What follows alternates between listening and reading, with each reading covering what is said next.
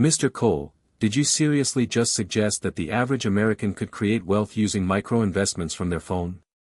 Jaden felt his chest tighten. The air in room 302 suddenly seemed thinner, the laughter louder, even though it came from only a handful of students. The rest sat frozen, some amused, others visibly uncomfortable, as Professor Whitmore leaned against the lectern, arms crossed, eyebrows raised with theatrical disbelief. Yes, Jaden replied, keeping his voice steady. With the right platform and education, people from lower-income neighborhoods could. Could what, exactly? Whitmore cut in, his tone somewhere between mockery and amusement. Disrupt centuries of systemic financial inequality with a mobile app. More snickers. Jaden's throat burned. His idea, Peer Fund, was something he'd spent over a year sketching out. It wasn't just code or theory.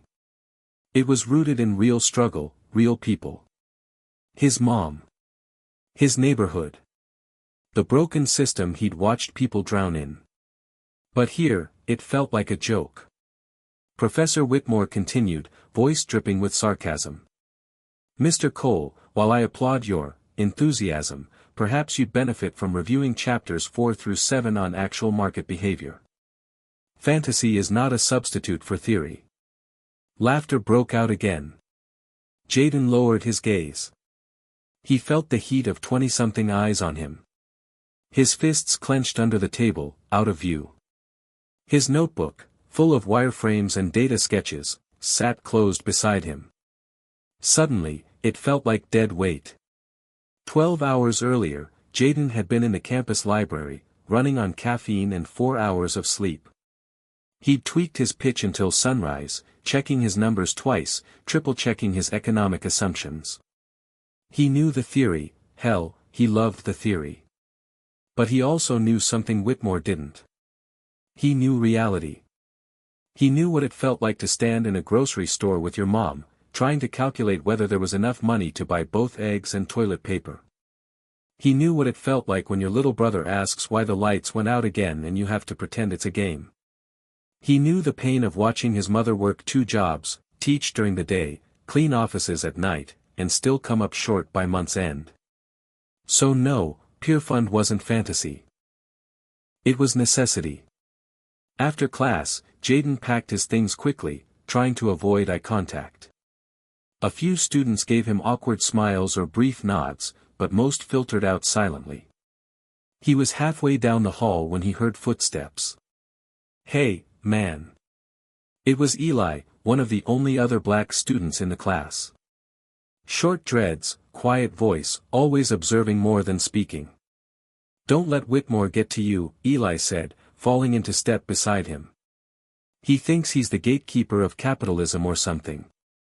Jaden gave a dry laugh. He's a gatekeeper, all right. But only for people who already own the mansion behind it. They walked a few steps in silence. Your idea, Eli said, was actually dope. Like, for real. Made more sense than half the garbage people presented. That dude in the second row pitched a vending machine that sells energy drinks and condoms. Jaden cracked a smile despite himself. Yeah, well, guess Whitmore prefers safe returns. Eli stopped walking. Look. Don't bury that idea. Just 'cause one professor laughed, doesn't mean it's not valid. Ideas like that? They come from lived experience. Whitmore doesn't know what that is. Jaden nodded. He appreciated it, truly. But the sting of being humiliated, again, ran deep. I'll catch you later, he said. Thanks, man. As he walked alone toward his dorm, the voice in his head wouldn't shut up. You don't belong here. You're a charity case. They're all just waiting for you to drop out. But then another voice, quieter, but older, steadier, rose up.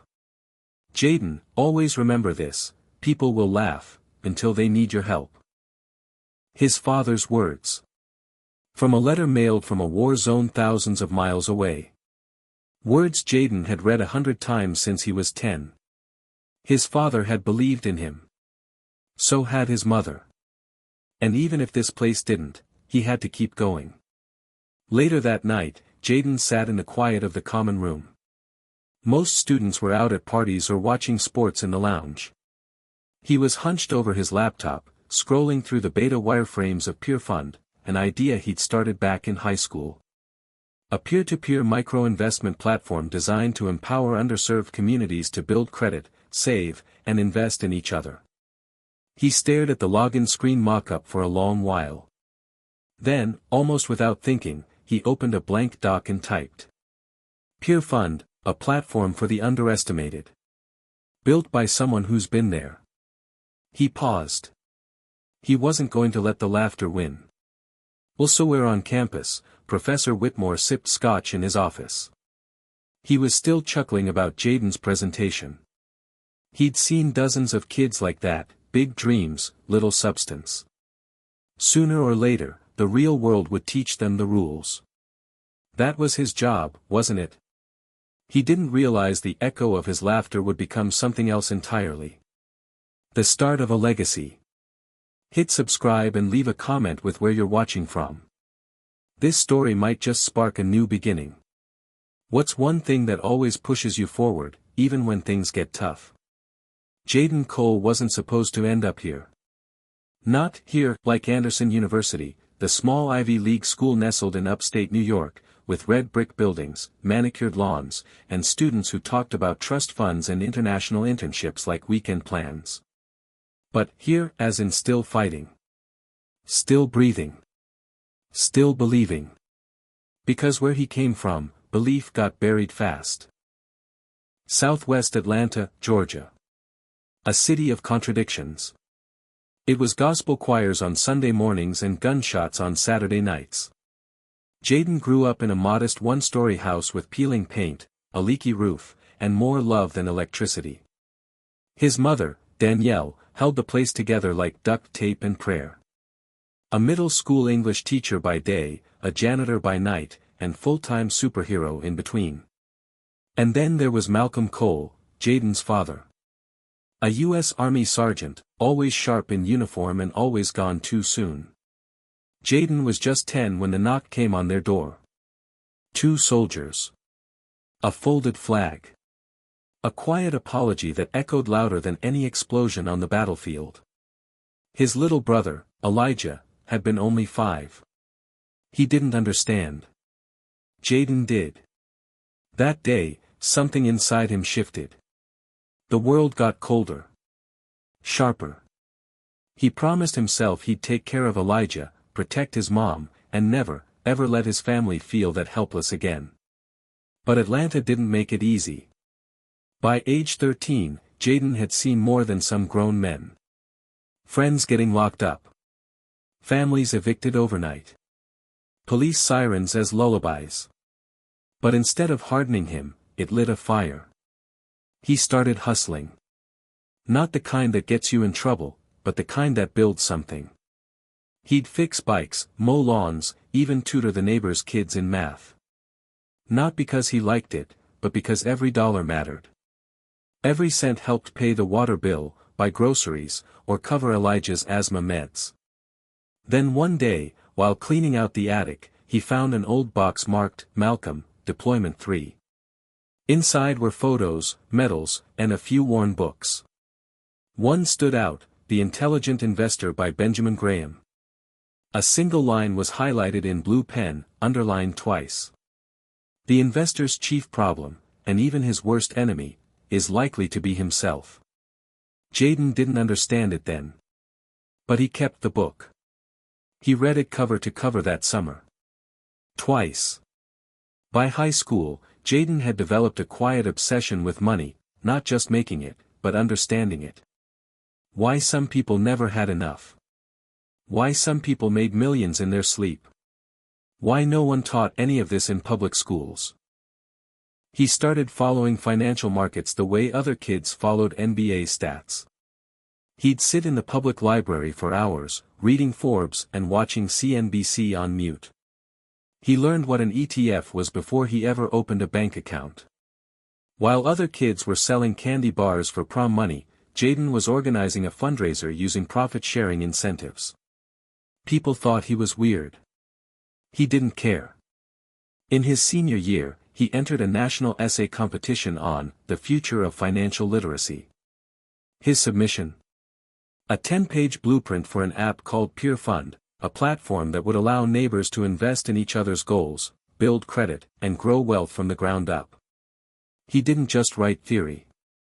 He included mock-ups, flow charts, market segmentation, case studies from similar models in Kenya and Bangladesh. His essay didn't just win. It got featured in a national youth entrepreneurship newsletter.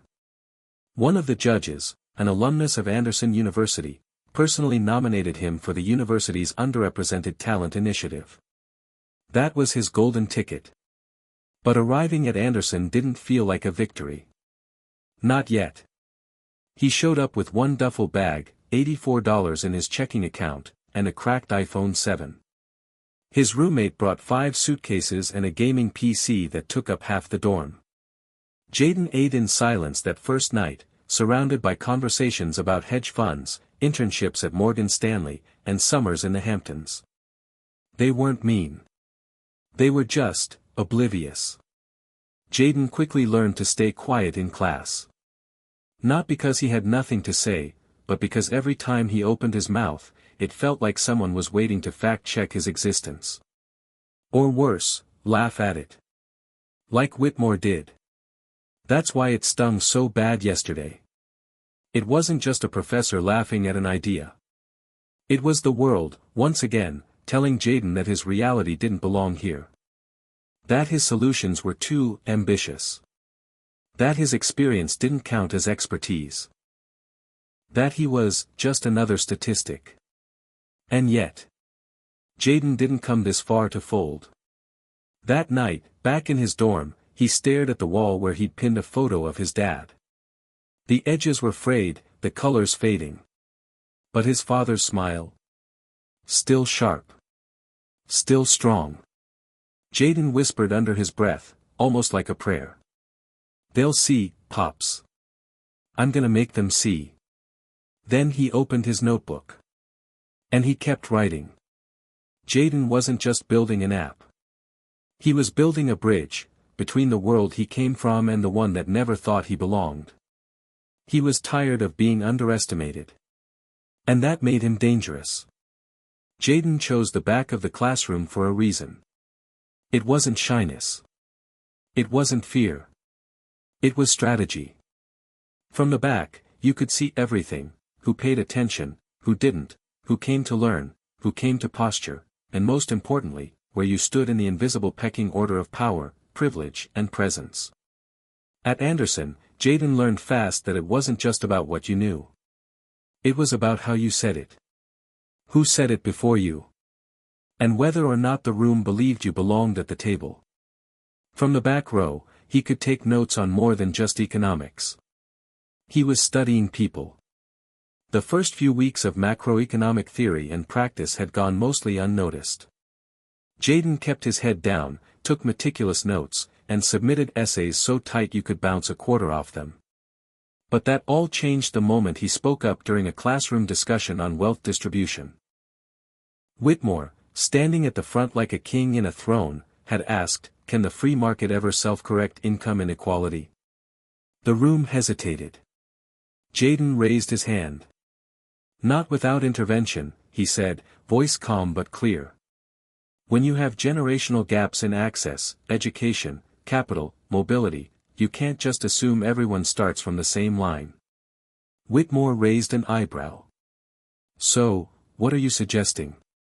That we engineer equal outcomes?" "No," Jaden replied. "I'm saying we stop pretending the race is fair when some people are still tying their shoes." A pause. A few students nodded. But Whitmore smirked. That was the first red flag. From then on, Jaden noticed the tone shift. Every time he contributed, Whitmore's responses got tighter, more patronizing. He'd challenge Jaden's ideas more than others, ask for citations no one else had to provide. Subtle. Surgical. Like a game of academic fencing. And Jaden? He kept swinging back. With logic. With facts. With restraint. But it wore on him. He noticed it, too, in group projects. No one ever said they didn't want to partner with him, but his name was always the last unclaimed. In class discussions, people interrupted him more. When he quoted real-world examples from Atlanta, some chuckled like he was talking about a foreign country. One girl said to him after class, "Wow, you're actually really articulate." Jaden blinked. "Thanks. I think."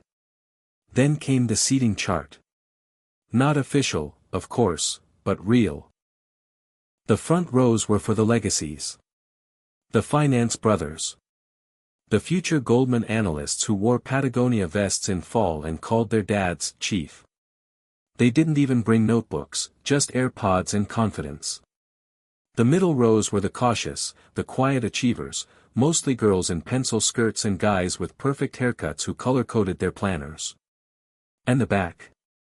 That was for kids like Jaden. The outsiders. One afternoon, after a particularly exhausting class where Whitmore spent 20 minutes dismantling an idea Jaden had offered, ironically one the Wall Street Journal had praised months earlier, he walked into the hallway and just stood still. He leaned against the wall and let the noise of the campus flow around him. Was this what it would be like for the next 3 years? Constantly proving. Defending. Explaining. Translating his perspective into a dialect these people deemed credible. He called his mom that night. He didn't tell her about the professor. Or the seating. Or the snide looks. Instead, he asked how her day was. She told him about a student who'd finally read a full chapter of To Kill a Mockingbird without stuttering. She was so proud she cried in front of the whole class. Jaden smiled. "That's amazing, Ma. You sound tired," she said. "I'm good. Just thinking." "You don't sound good. What's going on?" Jaden hesitated. "Do you think I belong here?" A long pause. Then her voice, firm and warm. "Jaden Malcolm Cole, you don't just belong there. You earned it. That desk, that room, that degree, it's yours, baby. And don't let anyone with a fancy title and a dusty ego make you forget that." He closed his eyes and let the words sink in. The next morning, Jaden walked into class early. Before anyone else. He walked past the back row. Past the middle. And sat in the front. Dead center. When Whitmore walked in, their eyes met. Jaden held the gaze. He didn't blink. The professor didn't say anything. But the corner of his mouth twitched, almost like a challenge. Game on. Later that week, Jaden submitted his midterm paper, Reconstructing Wealth, Why Micro-Investment Could Change America's Financial Future. 21 pages. Cited across 5 disciplines. Real data. Real vision. But also, real risk. He knew it wouldn't be received like the others. But he wasn't writing for a grade anymore. He was writing for everyone who never got invited into rooms like this in the first place. There's a power in sitting at the back of the room. But sometimes, to shift the narrative, you have to walk right up to the front. Even if it means standing alone. The campus library shut down at midnight sharp. At 12:01, Jaden was still there, alone under the emergency lights, rewriting notes from that week's lectures. His earbuds blasted lo-fi beats to drown out the silence, but nothing could muffle the pounding in his chest. He had 3 exams coming up, 2 papers due, and $12.47 left in his bank account. The vending machine down the hall blinked mockingly, reminding him he couldn't afford a bottle of water. Again. Jaden didn't mind the grind. He was used to it. But lately, it felt heavier. Like the walls were pushing in from all sides. At 12:30 a.m., he packed up his bag and made his way off campus, walking 6 blocks in the freezing October wind. Most students were in their dorms or at frat parties. Jaden? He was headed to work. The Midtown Corporate Towers. 15th floor. Night shift janitor. A friend of his mom's got him the job under the table. 2 nights a week. Cash pay. No questions asked. He clocked in at 1 a.m. sharp. The building was eerily quiet, rows of cubicles frozen in time, coffee mugs half-filled, calendars flipped to September. Jaden grabbed the mop and bucket and got to work. He didn't complain. Not because he liked it. But because he knew every sweep of the mop got him 1 inch closer to his dream. Around 2:30 a.m., he stopped to catch his breath near a floor-to-ceiling window. The city below looked like a billion-dollar circuit board, lights blinking in skyscrapers, traffic humming far below. He leaned against the glass and pulled out his phone. No new messages. No missed calls. Just a single photo on his lock screen, him, Elijah, and their dad. The last one they took together before Malcolm deployed. Jaden had been 9. Elijah was still missing his front teeth. Their dad had his arm around both boys, wearing the same calm, unshakable smile he always wore when saying goodbye. Jaden unlocked the phone and opened the folder labeled Letters from Dad. There were only 7. Handwritten. Scanned by his mom after the funeral. He read the 5th one often. Jaden, if you're reading this, I'm probably somewhere far from home. Maybe gone for good.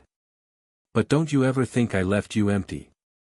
I left you with something no bullet can take, discipline, purpose, and a last name worth carrying with pride. Jaden swallowed hard. I know it's gonna be tough. The world ain't made for young black boys with big dreams. But I didn't raise you to shrink. I raised you to shine, son. Even in the dark. He read the letter 3 times that night.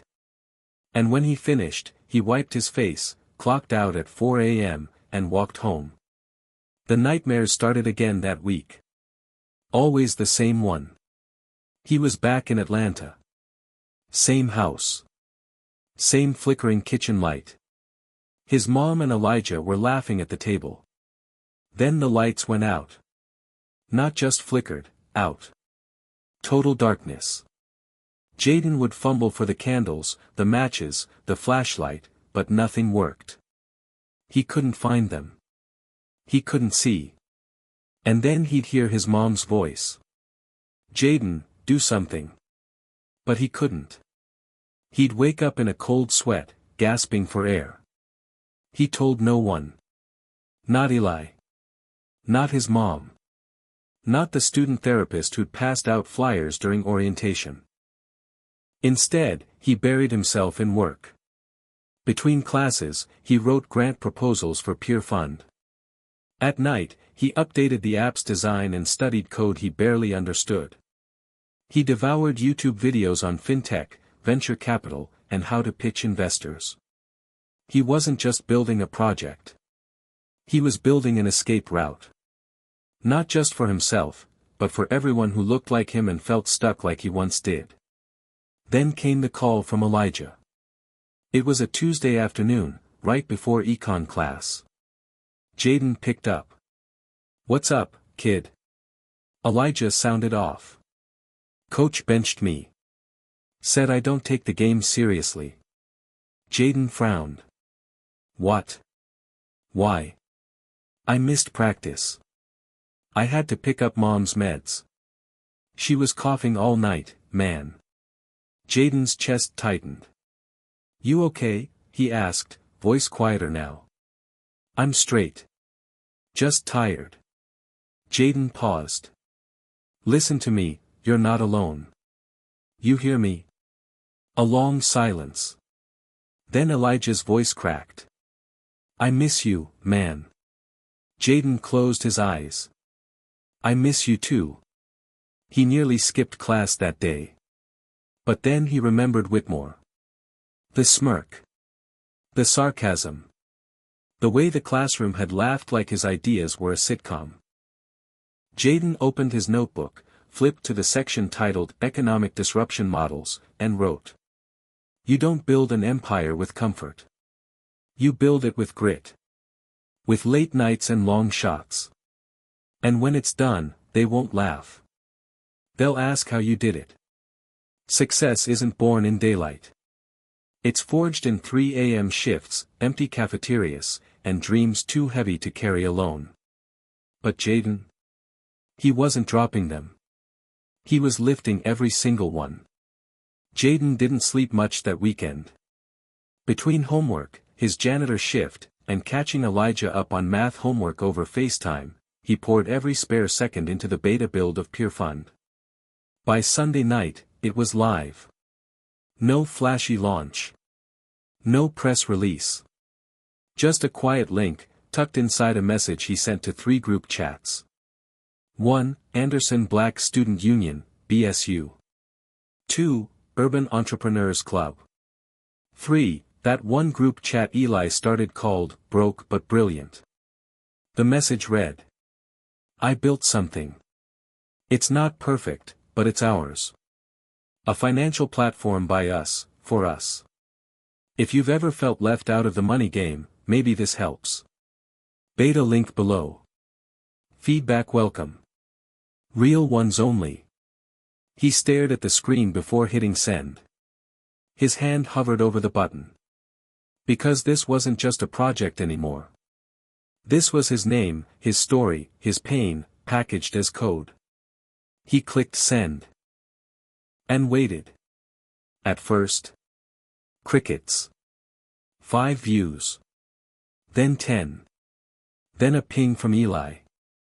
Yo, this is clean. You really built this yourself? Jaden replied. Mostly. I used some open source templates for the back end, but the logic, interface, and the whole community investment loop, I coded all that. Eli. This goes hard.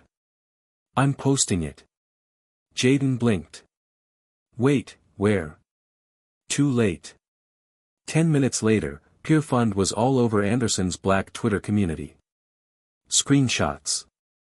Shares. Memes. One guy tweeted. Bro made Robinhood but for broke college kids. I'm in. Another girl commented. Just opened a profile. Already got 2 people I wanna invest in. This is low-key revolutionary. The numbers climbed.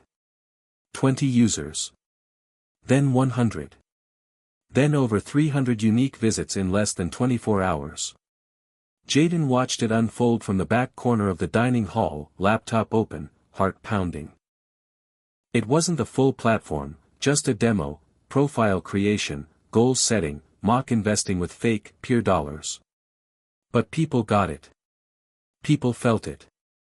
And for the first time in weeks, Jaden felt something rare. Momentum. On Monday morning, Whitmore opened class with his usual smug calm. Jaden took his seat in the front row, spine straight, head high. He didn't need Whitmore's approval anymore. He had proof. While Whitmore lectured about outdated Keynesian models, Jaden's phone buzzed in his pocket. A text from a student in the engineering department. Just saw Pure Fund. Let me know if you ever want help with scaling. I got AWS credits from an old project we can use. Another buzz. Hey man, this app's insane. Can we talk partnership? I run a mentorship nonprofit downtown. Another. Yo. Interview request. Student radio. You free tonight? Jaden couldn't believe it. From joke, to respected. All it took was refusing to ask for permission. Later that evening, in the BSU common room, Jaden sat with Eli and a handful of others. They were crowded around his laptop, each with ideas, questions, and offers to help. Can we track microloans too? What if we added mentorship tiers for non-monetary investment? You should talk to Ashley in the business school, she interned at a fintech startup last summer. Jaden took notes as fast as he could. His dream was no longer just his. It was becoming a movement. Then something unexpected happened. A professor walked in. Not Whitmore.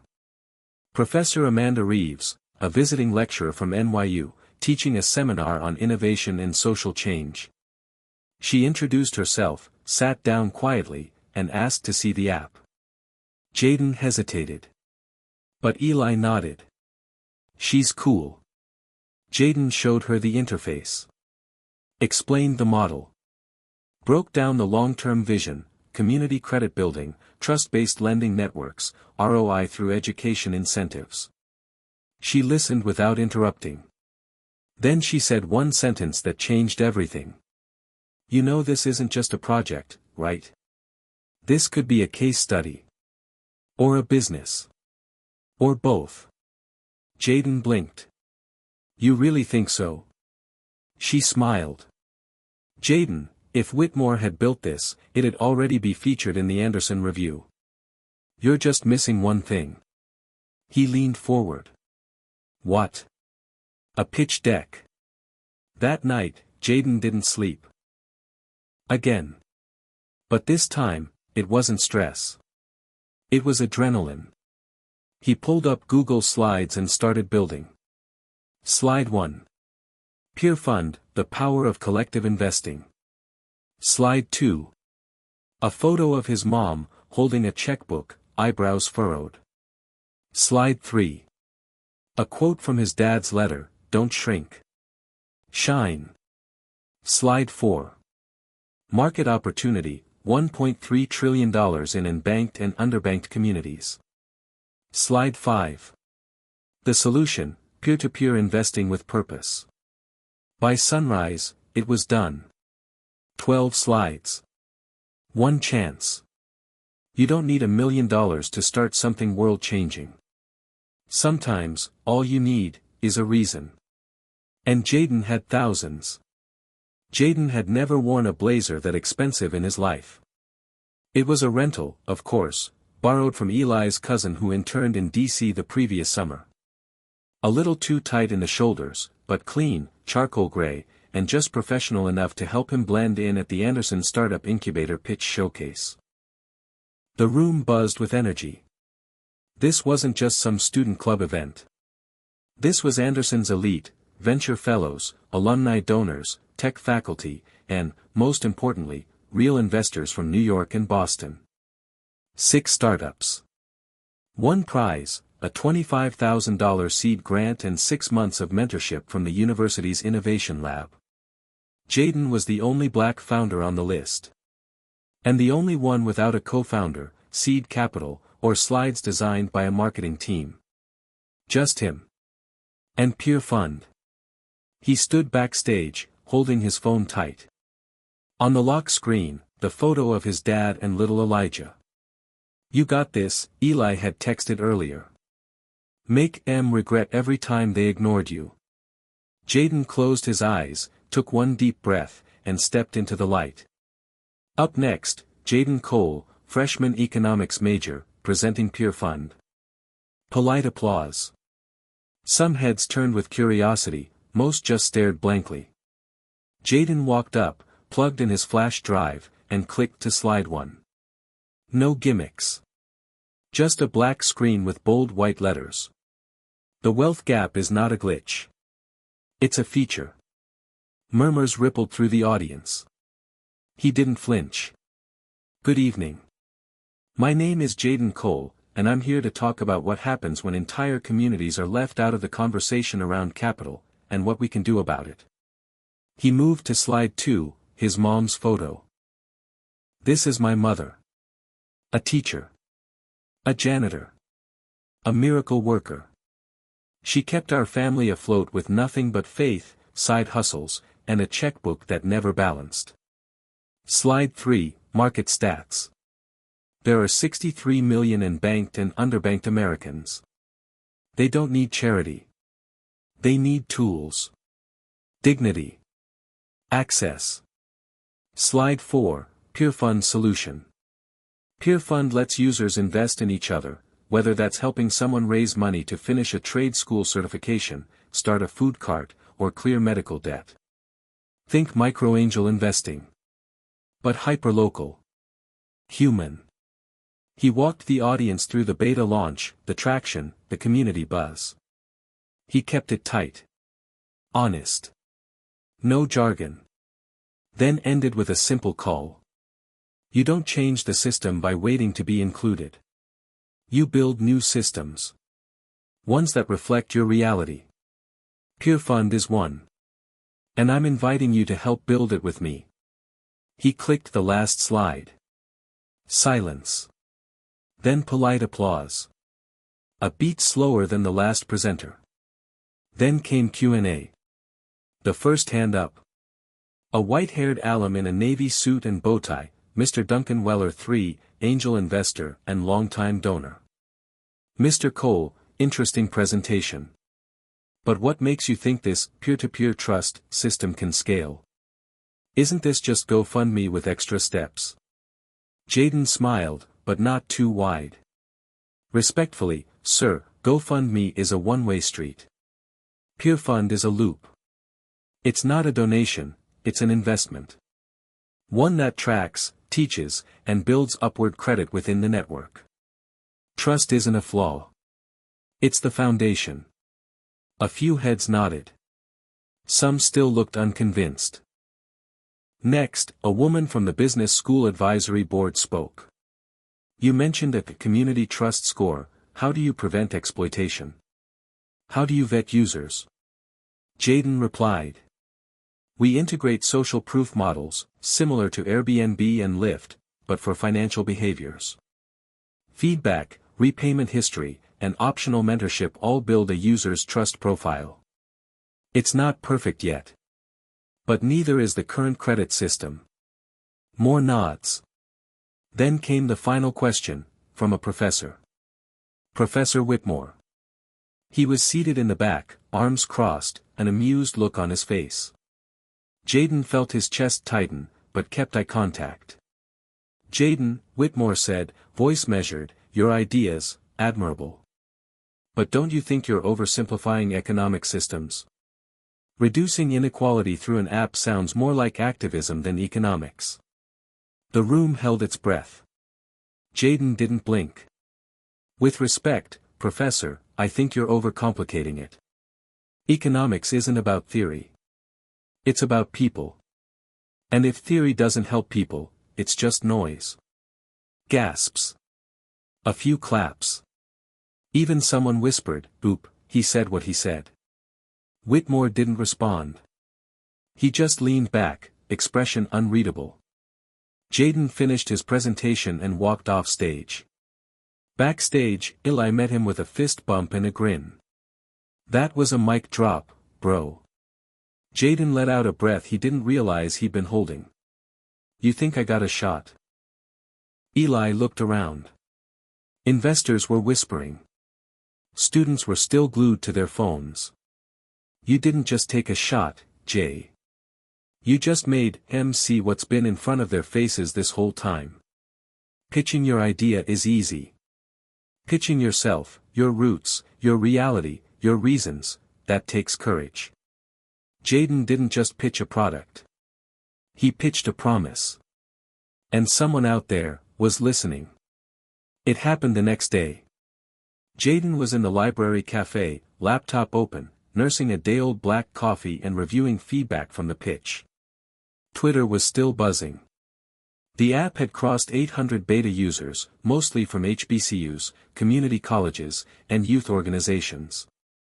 Eli had called it the Hood Robin Hood. Jaden laughed. Until his email pinged. Subject, Let's Talk PeerFund, Strategic Investment Proposal. From, Troy Langston, Managing Partner, Titan Grove Capital. Jaden frowned. He recognized the name. Langston was a big deal, head of one of the most powerful VC firms on the East Coast. Known for two things, betting early on fintech startups, and flipping them for millions within 2 years. Jaden clicked the email. Jaden. Watched your pitch. Impressive. Rare to see both conviction and clarity in someone your age. PeerFund's got heat. And you've got presence. We should talk. I'm in town this week. Coffee? Troy. Jaden reread it twice. Then a third time. He couldn't believe it. This wasn't a professor, or a student org, or even some angel investor with a checkbook and a dream. This was Titan Grove Capital. Real suits. Real money. He stared at the email, torn between excitement and suspicion. Then he forwarded it to Professor Reeves. 1 hour later, she called him directly. "You got the Langston email?" "Yeah. You know him?" "Too well." "Be careful, Jaden." "Why?" "He's not evil. He's just opportunistic. Titan Grove doesn't invest in movements. They invest in exits." Jaden's stomach sank. "So, what should I do?" "You should listen. And ask way more questions than you answer." The next morning, they met at Westbridge Cafe, a polished, overpriced coffee spot 2 blocks off campus, filled with polished, overpriced people in Patagonia vests and Apple watches. Langston was already seated. Crisp navy suit. AirPods in. And a gold wedding band that glinted every time he scrolled through his phone. He stood as Jaden approached, offering a firm handshake and a smile that didn't quite reach his eyes. "Jaden. Glad you made it. Thanks for the invite." They sat. Jaden ordered a black coffee. Langston already had a matcha latte with oat milk. "Let me cut to it," Langston said, leaning in. "Pure fun, smart. Timely. You're targeting a market no one's touching, but everyone's watching." Jaden nodded slowly. "Appreciate that. Now, I'll be real. The model needs polish. The trust score idea. Tricky.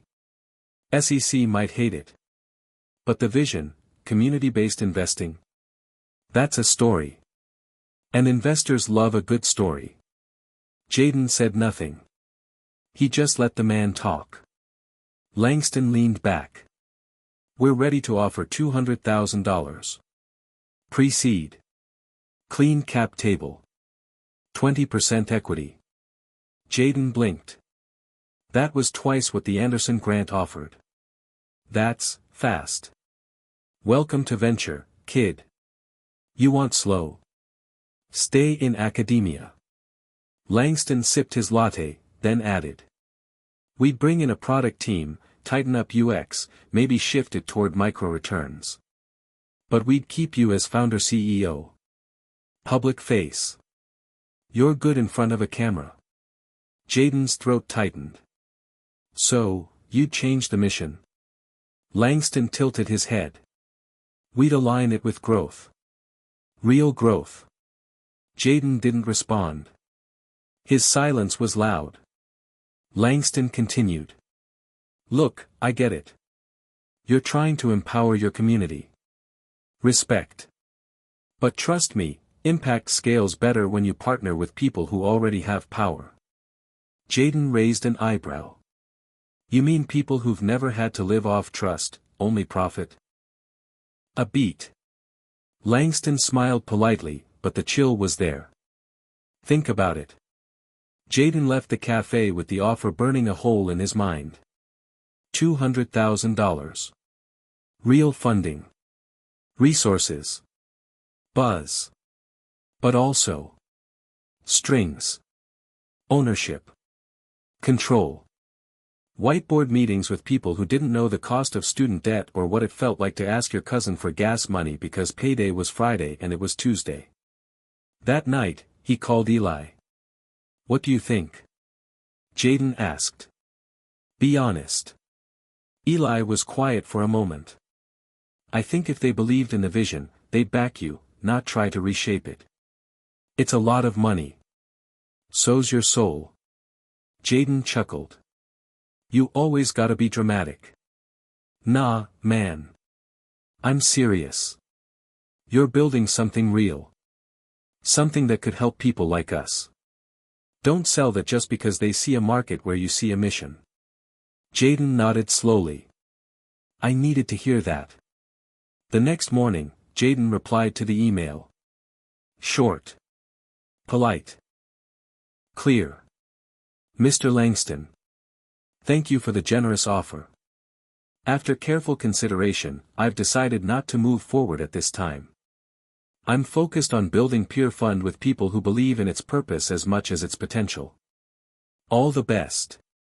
Jaden. The hardest part of building something true isn't the grind. It's turning down shortcuts.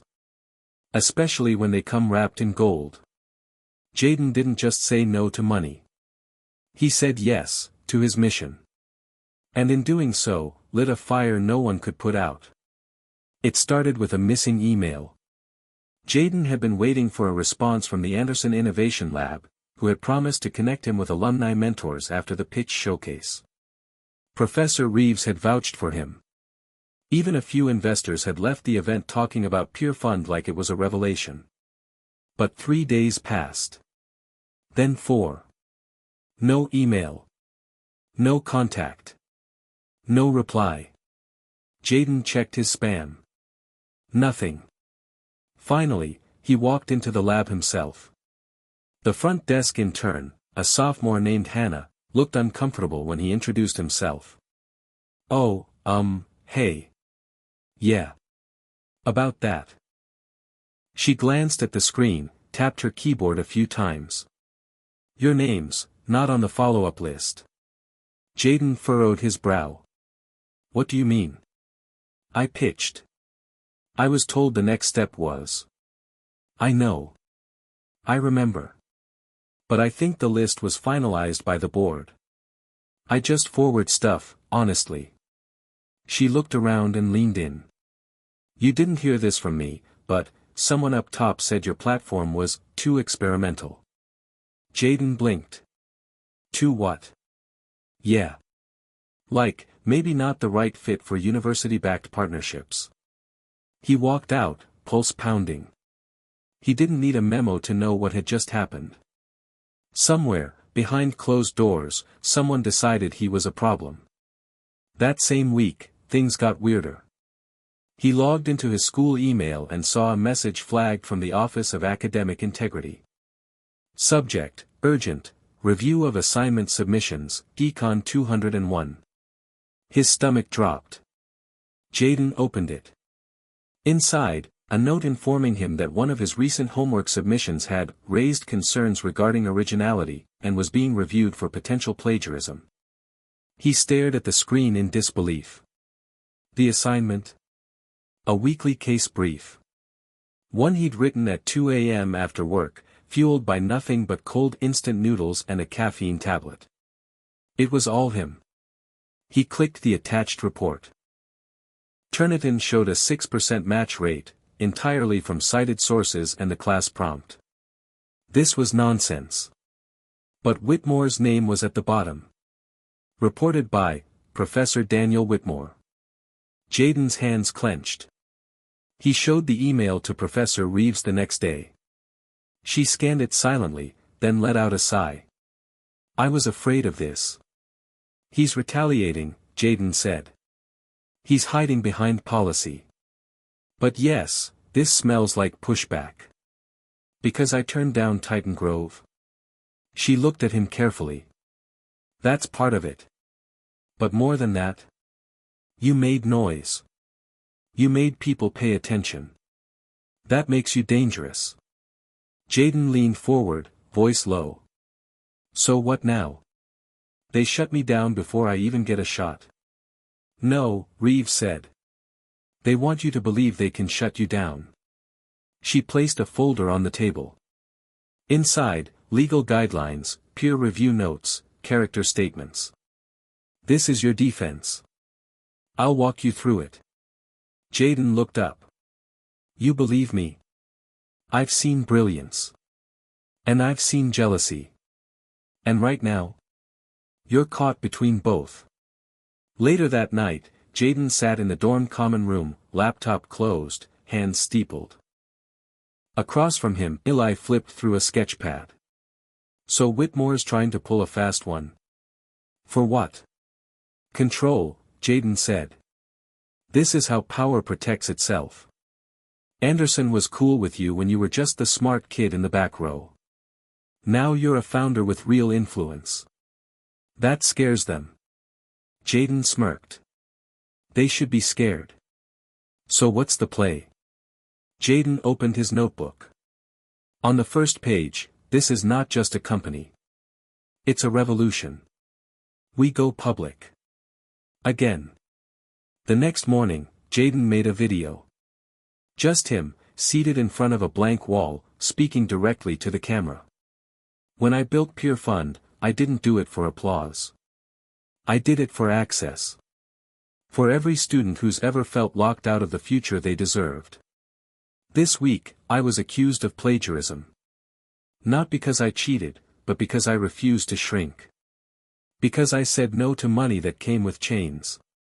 This isn't just my fight. It's ours. So if you've ever been overlooked, underestimated, or shut out, stand with me. He posted the video on Instagram, X, LinkedIn, and TikTok. By nightfall, it had 40,000 views. And counting. Then came the emails. Students. Alumni. Even professors. Saw your video. Been there. Keep going. The system doesn't know what to do with real ones. That's why they attack. You've got a movement, Jaden. Don't let them silence it. One email stood out. From Alicia Hill, Director, Community Capital Foundation. Jaden, I'm reaching out after seeing your pitch and your video. I run a nonprofit fund focused on young entrepreneurs building tools for equity. Would love to talk about how we can support you, no strings attached. Jaden stared at the screen, heart pounding. Then he smiled. They tried to close the doors. And now? People were opening new ones. Sometimes your enemy's fear is your biggest endorsement. Jaden didn't just survive the pushback. He turned it into power. Because when you speak truth where silence is expected, you don't just make noise. You make history. The morning after Jaden posted the video, the response was overwhelming. His phone buzzed constantly, texts, DMs, and even more emails flooding in. He hadn't expected this level of attention. Not after a single post. By midday, the video had gone viral. His phone was still buzzing. Friends, professors, students, and even former classmates from his high school days were reaching out, some offering words of support, others sharing their own stories of facing pushback and discrimination. Jaden felt a surge of energy, but also a growing sense of responsibility. His words had struck a chord. He had become a symbol for something bigger than just his app. But with the fame came complications. That afternoon, Jaden met with Professor Reeves to discuss the next steps. I don't think I've ever seen anything like this, she said, her eyes scanning the screen of her laptop as she read through the avalanche of support flooding in. You've gone viral, Jaden. And it's not just students, industry insiders, activists, even journalists. They're all paying attention now. Jaden rubbed his eyes. The pressure was mounting, but he couldn't afford to back down. But I'm still facing resistance. It's one thing to have the people on my side, but what about the people in power? He looked at her. The ones who control the flow of resources. The ones who can squash this in a heartbeat. Reeves sighed, adjusting her glasses. You're at a tipping point. But the system doesn't like being called out, Jaden. You can't just walk in, start shaking things up, and expect them to roll over. They'll either try to break you, or co-opt you into doing things their way. Jaden nodded. He'd heard that before. But this time, something was different. He wasn't alone anymore. The movement had taken on a life of its own. Later that day, Jaden went to his dorm room, still processing the advice from Professor Reeves.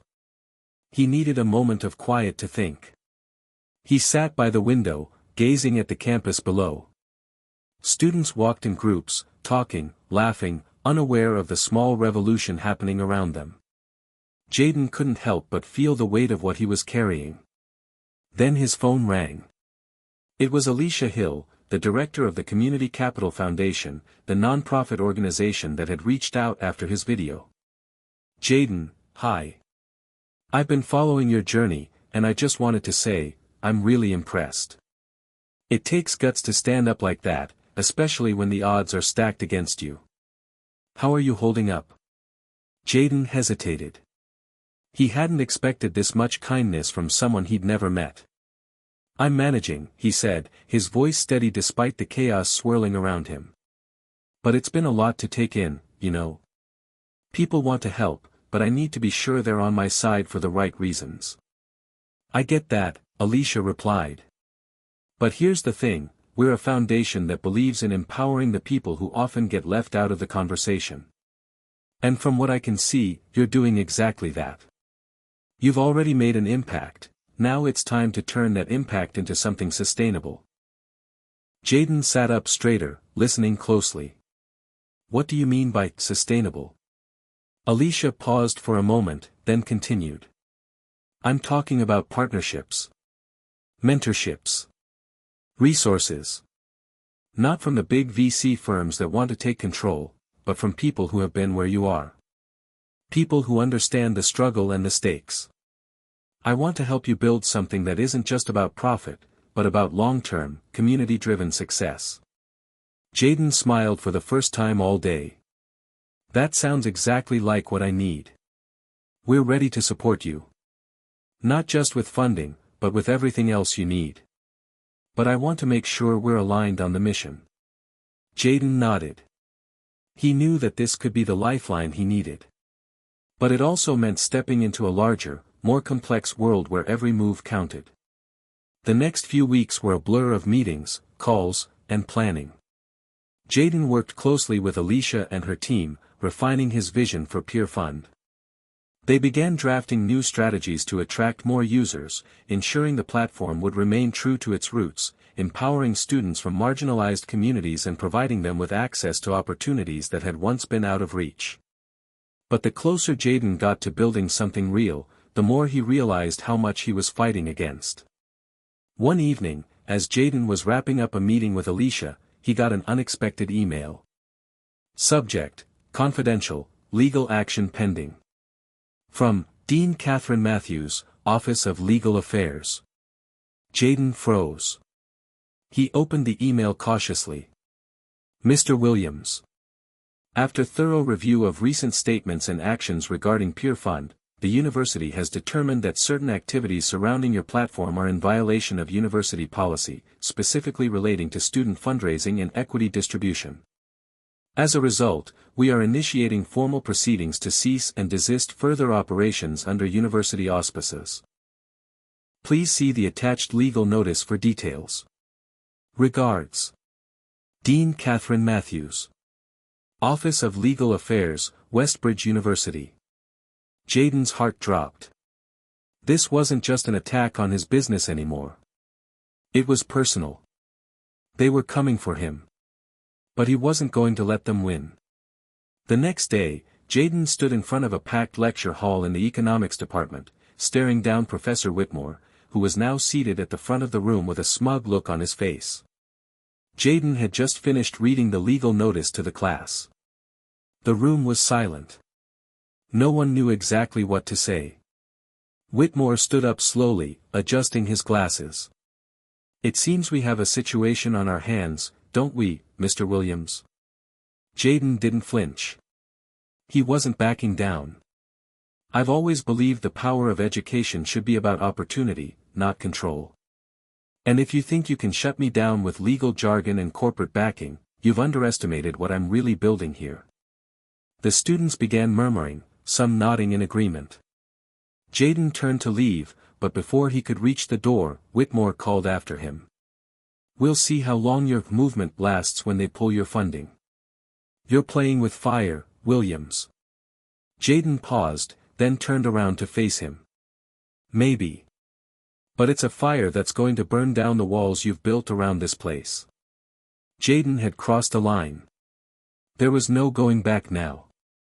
But one thing was clear, the fight for Peer Fund wasn't just about money anymore. It was about change. And change, true change, had always been the most dangerous thing for those in power. Jaden stood in the empty lecture hall, the echo of his footsteps reverberating off the walls as he paced back and forth. The legal notice was still fresh in his mind, the words like a hammer striking each time he tried to focus on something else. Westbridge University had taken its first official step to shut down Peer Fund. And he had just a few days to respond before the legal proceedings began in earnest. His phone buzzed again. It was a message from Alicia Hill. "Jaden, I know it's a lot right now. But remember, you are not alone in this. Let me know how I can help." Jaden stared at the message for a moment before putting his phone down on the desk. He appreciated Alicia's words, but the weight of everything was starting to sink in. It wasn't just the legal battle. It wasn't just the pushback from the university. It was everything. The constant pressure. The people who had turned their backs. The looming sense of doubt. For the first time since starting Peer Fund, Jaden wasn't sure he could keep going. It wasn't long before the weight of all of this hit him head-on. Later that afternoon, he was sitting in the campus cafe with Eli, staring at his half-empty coffee cup, too distracted to take a sip. "You good?" Eli asked, raising an eyebrow. Jaden nodded but didn't respond. Eli leaned in, lowering his voice. "You've been quiet since we got that legal notice. What's going on in that head of yours?" Jaden looked up at his best friend, the person who had always been there, the one who believed in him when no one else did. "I'm not sure I can keep doing this, Eli. Every move I make, it feels like they're just one step ahead. I thought I could make a difference, but they've got all the power. What if I've made a mistake? What if?" "No," Eli cut him off, his tone sharp. "You're not backing down. I won't let you." Jaden blinked, surprised by the force in his voice. "You're serious?" "Hell yeah. Look, I know you're struggling, but we both know one thing for sure, you didn't start Peer Fund to play by their rules. You started it to change the game." Jaden looked down at his hands, the weight of his thoughts pressing down on him again. "I don't know if I have the strength to fight anymore," he muttered. "I feel like I'm losing everything. Friends, professors, even people who were supposed to support me, they're all either silent or working against me." Eli shook his head. "You know why they're doing this, right?" Jaden didn't answer. He didn't need to. "They're scared," Eli continued. "They see you making waves. You've got something they can't control. And they're scared of that. But you've already won, Jaden. You've shown people what's possible." Jaden's heart was heavy, but he managed a faint smile. "I didn't know I had to be a symbol," he said, his voice cracking slightly. "I just wanted to build something that mattered." "And you have," Eli said. "But don't let the noise drown you out. The fight isn't over. It's just beginning." That night, Jaden sat in his dorm room, the dim light of his desk lamp casting long shadows. He opened his laptop and stared at the files on his screen. Peer Fund was his life, his dream, but what good was it if the system could crush it before it ever truly began? But as he scrolled through the flood of messages on social media, something started to shift inside him. Messages of support were coming from all directions.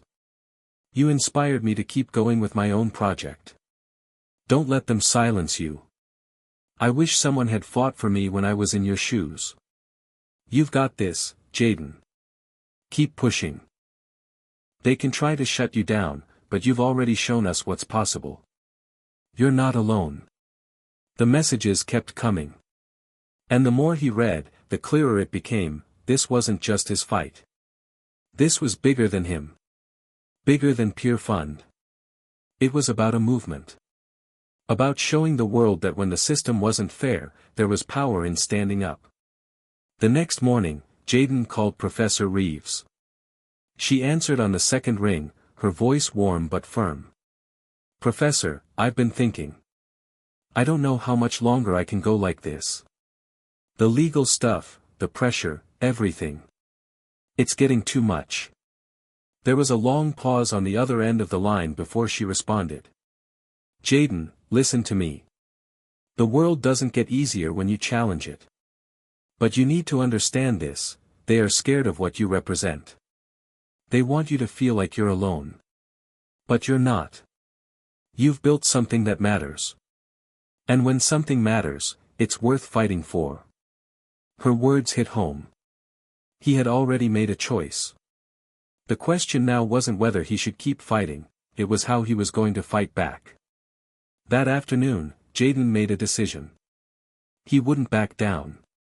Not now, not ever. He gathered his team, the people who had believed in pure fun from the very beginning, and shared his plan. We're not going to play by their rules. We're going to make our own. He knew this wasn't going to be easy. It was going to take everything he had. But if Pure Fund was going to survive, it was going to need more than just him. It needed a community of people who were willing to take risks and push back against the system. The next day, Jaden's social media channels exploded again. This time, he wasn't just talking about the fight ahead. He was rallying people to join him. This is more than just about one platform. This is about changing the way we think about access, opportunity, and equality. We're not just building a business, we're building a movement. And we need your help. And just like that, it began.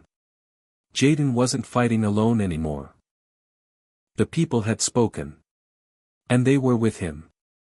In the face of uncertainty, Jaden found something more powerful than just determination.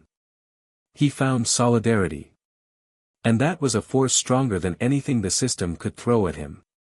The battle was far from over. But now, Jaden wasn't fighting just for his dream. He was fighting for a vision. And that, he knew, was something worth standing up for. Hit subscribe and leave a comment with where you're watching from. This story might just spark a new beginning. What's one thing that always pushes you forward, even when things get tough? Jaden had spent the past few days riding a wave of momentum he hadn't anticipated. The viral video, the messages of support, the newfound sense of purpose, it was all coming together. His phone buzzed non-stop, his inbox filling with inquiries, proposals, and messages of solidarity. People were paying attention. And not just students and activists, some of the industry's biggest players were reaching out to him, offering partnerships, funding, and advice. But even as the positive energy swirled around him, Jaden couldn't shake the feeling that something bigger was at play. His success had attracted not just supporters, but unseen forces, and they weren't all friendly. Jaden had arranged a meeting with Alicia Hill to discuss the next phase of Pure Fund's expansion. They sat in a quiet conference room, the atmosphere tense but filled with determination. Alicia, usually composed, had an edge of concern in her expression that Jaden couldn't ignore. Jaden, there's something you need to understand, Alicia began, her voice low and serious. The attention you've gotten, it's not just from people who want to see change. There are players out there who want control. And now that you're on their radar, they're going to use every trick in the book to either take you down or bring you into their fold. Jaden leaned forward, his heart beating faster. He had suspected it, but hearing it out loud made it feel real. What do you mean by tricks? Jaden asked, his voice tight with anxiety. Alicia sighed, rubbing her temples. You're walking a fine line right now. What you've done is commendable. You've started a movement that's caught fire. But this fire? It's drawing in investors, corporations, and media outlets that want more than just a feel-good story. They see an opportunity. They'll offer you resources, mentorships, hell, even buy into your platform. But in return, they'll want control. They'll want to steer the ship in directions that go against the very ideals you've built Pure Fund on. Jaden felt a wave of doubt flood over him. He had always prided himself on the authenticity of his mission, the idea of creating a platform that would empower those who had long been overlooked. But now, it felt as if the very thing that had made him different was the very thing people would try to take from him. So, what am I supposed to do? Jaden asked, almost in a whisper. Alicia's gaze softened. You have two choices: take their offers and risk losing control over what you've started. Or stay true to your vision, knowing that it will be harder, but you'll retain the integrity of your mission. There's no easy way forward. But I know what I'd do. Jaden swallowed hard. The decision weighed heavy on his chest. The thought of taking the easy route, the route that promised quick success and recognition, was tempting. But what would that mean for the students who had relied on peer fund? What would it mean for the future? That night, Jaden walked through the campus, feeling the weight of the world on his shoulders. The sun was setting, casting long shadows over the quad. He had always loved this time of day, the quiet, the stillness. It gave him space to think. But today, he couldn't think clearly. He needed to talk to someone who understood what it meant to face impossible odds. Jaden pulled out his phone and called Eli, his voice tense as the ringing continued. Yo, Jaden, what's up? Eli's voice came through, bright and upbeat, a welcome contrast to the storm swirling in Jaden's mind. Eli, I'm in over my head, man. I don't know if I can do this. The offers are rolling in, big corporations, VCs, media outlets. It feels like everyone wants a piece of peer fund, but I'm scared. I'm scared that if I go down this road, I'll lose everything I've built. Eli was silent for a moment, and Jaden could almost hear him weighing the situation in his head. I get it, man. It's a lot. But remember what you're doing this for. The people who are supporting you, the ones who need this platform, they're trusting you. Don't let them down. Jaden exhaled, the tension in his chest loosening just a bit. I don't want to let them down. But what if this is just how things work? What if the system is too big to fight? Eli's voice grew more serious. That's the thing, Jaden. The system may be big, but it's full of cracks. The reason it's always worked the way it has is because people don't think they can change it. But you've already done something incredible. You've shown people that they have a voice. And once they realize they have a voice, they'll never go back. Jaden paused, the words sinking in. He was standing at a crossroads, but this wasn't just about him anymore. It was about a whole generation of people who needed what Peer Fund had to offer. If he gave in to the pressure now, he would be letting them down. If he kept going, no matter how hard it got, he would be showing them that change was possible. Thanks, Eli, Jaden said, his voice softer now. I needed to hear that. Anytime, man. You've got this. And remember, don't let anyone tell you what your dream should be. It's yours. The next day, Jaden was back in the conference room with Alicia, ready to make a decision. He had thought long and hard about it. I've decided, Jaden began, his voice steady but filled with resolve. I'm not going to take their offers. Not unless they're willing to work with us, not against us. Alicia's eyes sparkled with approval. That's the right decision, Jaden. But there's one more thing you need to know, there are people who aren't just watching you now. They're trying to find ways to bring you down. You've made an enemy of the powerful, and they'll stop at nothing to get what they want. Jaden nodded grimly. He had expected as much. But now, more than ever, he was ready to fight. Over the next few weeks, the tension only grew. The media buzzed with stories about Peer Fund, speculating about its future, hinting at the internal struggles that were emerging. Jaden couldn't escape it. Every day felt like walking a tightrope. Then, one morning, an unexpected email landed in his inbox. It was from Professor Whitmore. Subject: We need to talk. Jaden's stomach dropped. He had expected this. Whitmore had always been skeptical of him, and now it seemed the professor had decided to take action. Jaden opened the email and read the message. Mr. Williams. I am requesting a meeting with you regarding your recent activities and the legal action taken against you. We need to discuss the future of Peer Fund and its involvement with the university. Please make yourself available for a discussion this week. Regards. Professor Whitmore. Jaden knew this conversation wouldn't be easy. But he had no choice now. He had to face whatever was coming. The stakes had never been higher. Jaden had fought his own doubts and fears, but now he was facing something even bigger. The fight wasn't just for pure fun anymore. It was for the principles that had driven him from the start, the belief that everyone deserved access to opportunity, no matter their background. The system would push back. But Jaden had learned something important over the past few months. Sometimes, the only way forward was through the storm. The email from Professor Whitmore loomed in Jaden's mind like a dark cloud. The words felt like a judgment, a challenge that he hadn't anticipated, at least, not so soon. A meeting. A conversation about the future of Pure Fund. He had no idea what Whitmore was planning, but he knew that whatever happened next, it was going to change everything. Jaden sat in his dorm room, staring at the clock. He was supposed to meet Whitmore in less than an hour. The tension gnawed at him.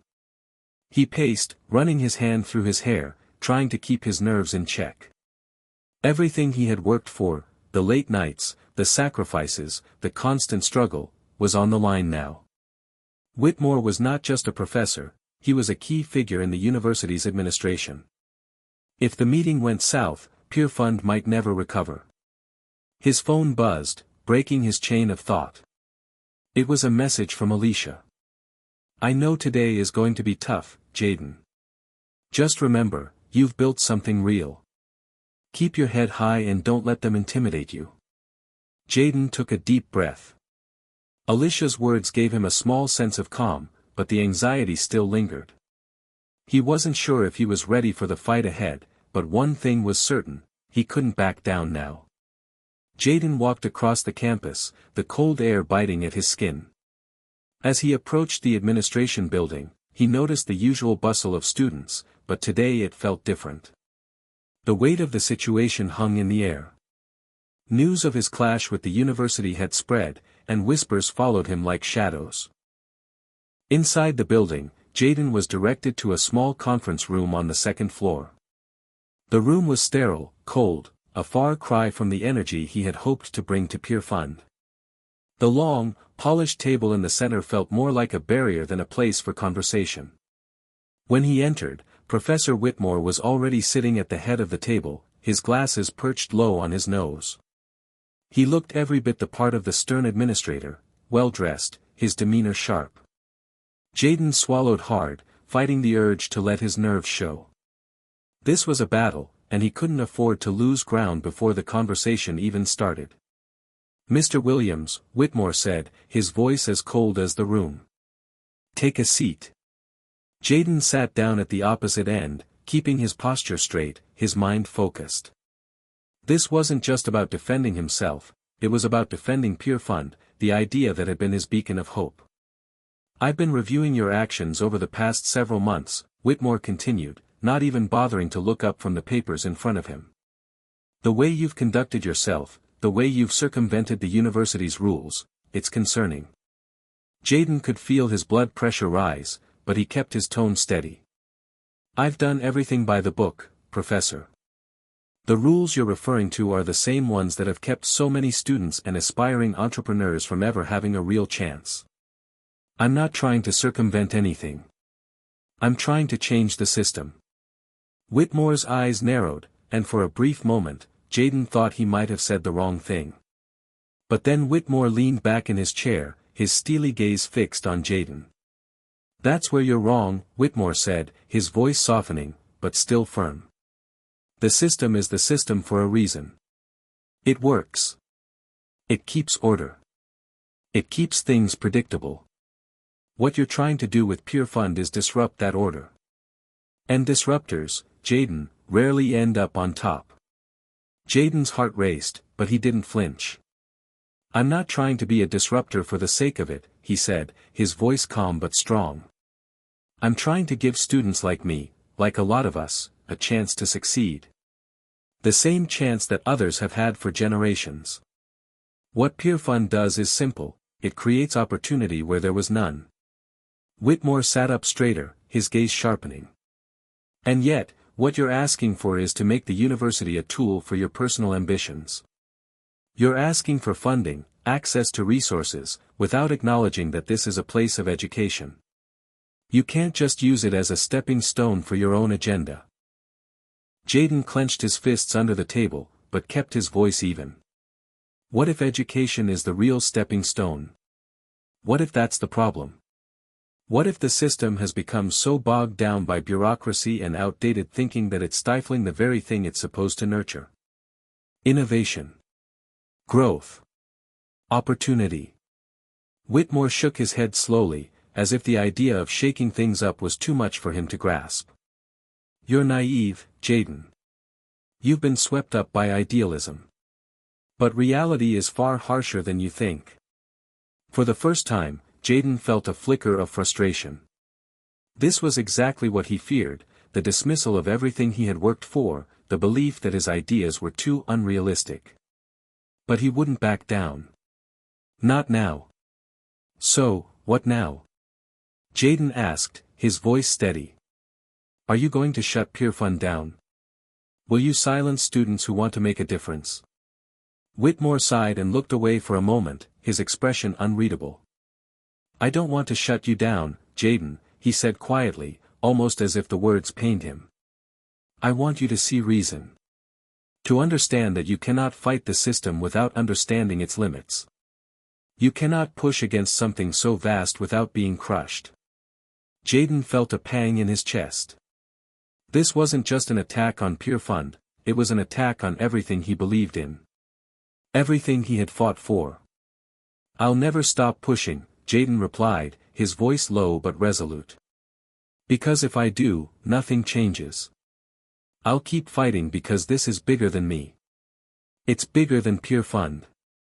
Whitmore stared at him for a long time, his gaze unreadable. I can see that you're not going to back down, he said finally. But mark my words, Jaden, this will cost you more than you think. Jaden stood up, his hands trembling slightly, but his resolve unshaken.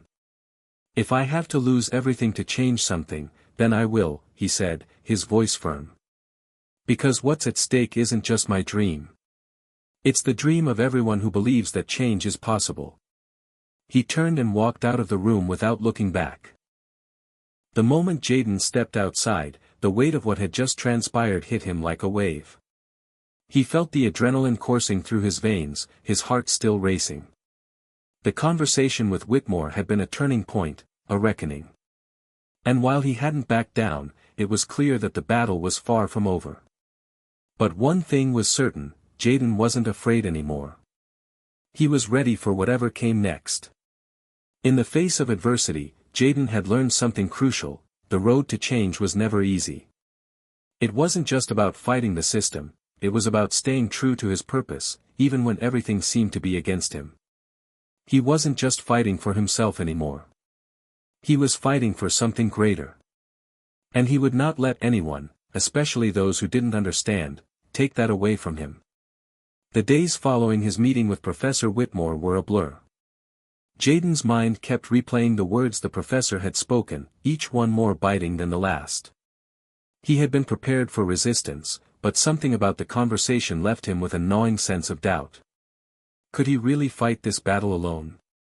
Was it even possible to bring about real change without compromising? He buried the questions in his mind, determined to keep moving forward. PeerFund needed him, the students needed him, and so he kept pushing. But as the pressure mounted, so did the tension around him. It was late one night when Jaden received a text from Alicia. Can we talk tomorrow? I think we need to address something important. Jaden felt a sudden tightening in his chest. Alicia had been his closest ally from the beginning. If something was going wrong, he needed to know. The next morning, they met in a quiet cafe on the edge of campus. Alicia was already seated when Jaden arrived, her face unusually pale, her expression tense. Hey, you okay? Jaden asked, sitting down across from her. Her usual confidence seemed to be missing. Alicia's eyes flickered with something Jaden couldn't quite place: concern, fear, guilt. I don't know how to say this, Jaden, she started, her voice low. But I think you need to know what's been going on behind your back. Jaden's stomach churned. His mind raced, but he held his breath, waiting for her to continue. I've been getting offers, Alicia said, her voice barely above a whisper. Offers from investors who want to take Pure Fund to the next level, but on their terms. I wasn't sure how to handle it. At first, I thought I could protect you from all of this, but now I'm not so sure. Some of these people are powerful. They have connections. Jaden's mind whirled. He had known the offers were coming, but to hear Alicia talking about them so openly, it didn't sit right. What do you mean, on their terms? Jaden asked, leaning forward, his voice tight with growing anxiety. Alicia paused, as though gathering her thoughts, then looked him in the eyes. They want to buy into Pure Fund. Control it. They'll give us the resources we need, but they want to dictate the direction we take. The kind of change we bring about. It's not what we planned, Jaden. They want to turn it into something corporate. Something that will line their pockets, not change the system. Jaden's heart sank. His worst fears were coming to life. He had always known there would be people who would try to buy into his dream, but to hear it from Alicia, it stung. And you didn't tell me this sooner? Jaden asked, his voice almost a whisper. The hurt in his tone was unmistakable. Alicia's face flushed. She opened her mouth to speak, but her words faltered. I wasn't sure how to approach it. I didn't know if I should tell you about it. You've been under so much pressure, Jaden. I didn't want to add to it. But now, I don't think I can protect you from it anymore. Jaden clenched his fists under the table, the reality of the situation hitting him like a punch to the gut. He had trusted Alicia. She had been his closest ally, the person who understood his vision. But now it felt as though everything he had built was slipping through his fingers. Are you saying you're going to take their offers? Jaden's voice was calm, but it carried an edge. Alicia shifted uncomfortably, her gaze shifting away from his. I don't know, Jaden. I haven't made a decision yet. But it's hard. The money they're offering would change everything. We could scale Pure Fund, reach so many more students, make real, immediate change. But it would mean compromising everything we've worked for. I don't want to lose the essence of what we've started, but... Jaden stood up abruptly, his chair scraping across the floor. He could feel the anger rising in his chest, but he was trying to keep it contained.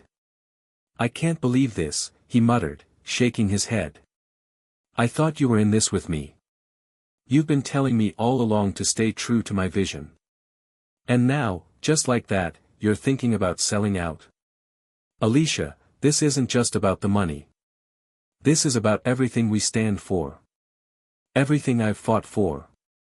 Alicia stood up as well, her expression desperate. I'm not selling out, Jaden. I'm trying to find a way forward. I'm trying to protect you. You don't see how difficult this is. The pressure is immense. It's not just the offers, I've been getting calls from professors, administrators, they're pressuring me to fall in line. They want to shut Pure Fund down, Jaden. If we don't accept these deals, I don't know how long we'll be able to survive. Jaden's chest tightened. He felt the weight of the world on him. The people he trusted the most, the ones he had fought alongside, were now showing cracks. The betrayal stung deeper than he could have imagined. So what, you're just going to hand it all over to them? To the same system that we've been fighting against? Jaden's voice broke with emotion. Alicia's face was stricken with guilt, but she was still shaking her head, her eyes pleading. I don't want to, Jaden. I don't want to see you crushed under the weight of this. But I don't know how much longer we can keep fighting alone. I just need you to understand that I'm trying to protect you. And I don't want to see you lose everything. Jaden swallowed hard, his vision blurring with frustration and disbelief. He had always believed in the power of their partnership, but now it felt like that partnership was on the verge of unraveling. "I can't protect myself if you're not standing beside me, Alicia," Jaden said, his voice hoarse. "I need to know where you stand." For a long moment, Alicia didn't speak. Her eyes filled with tears, and Jaden could see the weight of the decision crushing her. She had been his pillar, but now it felt like she was part of the very thing they had fought against. "I don't know what to do," she whispered. Jaden shook his head. He couldn't keep going back and forth. The betrayal was too deep. He had to decide what mattered most. "Maybe it's time I handle this on my own," he said, his voice firm. "Maybe I've been relying too much on other people to carry this dream. But I can't let them take it from me." Alicia's face crumpled, but Jaden didn't have time to comfort her. He turned and walked away, the weight of her words and his own decision hanging heavily on his shoulders. Betrayal isn't just about someone doing something wrong, it's about the loss of trust, the fracture of something once solid. Jaden's heart was heavy as he left the cafe, but he knew one thing for sure: he couldn't let anyone, especially those closest to him, derail the dream that had come to mean everything. The road ahead would be lonelier, harder, but Jaden wasn't going to stop. Not now. The days after the meeting with Alicia felt like a fog of anger and confusion. Jaden's mind was constantly racing. He had lost faith in someone he trusted, someone who had been there for him through it all. Alicia's betrayal stung deeply, and though he understood her reasons, fear of failure, fear of losing everything, it didn't make it any easier to swallow. But Jaden couldn't afford to linger in self-pity. Peerfund was too important, and it wasn't just about him anymore. There were too many people depending on him, on what they were building. He couldn't let the betrayal from someone close to him derail his mission. It wasn't long before the external forces started to put the pressure on. Professor Whitmore had made it clear that he wasn't backing down, and with Alicia's wavering resolve, Jaden felt like he was alone in a fight that was growing bigger by the day. That's when he received an unexpected call from Darnell, his business partner, the one person who had stood by him from the very beginning.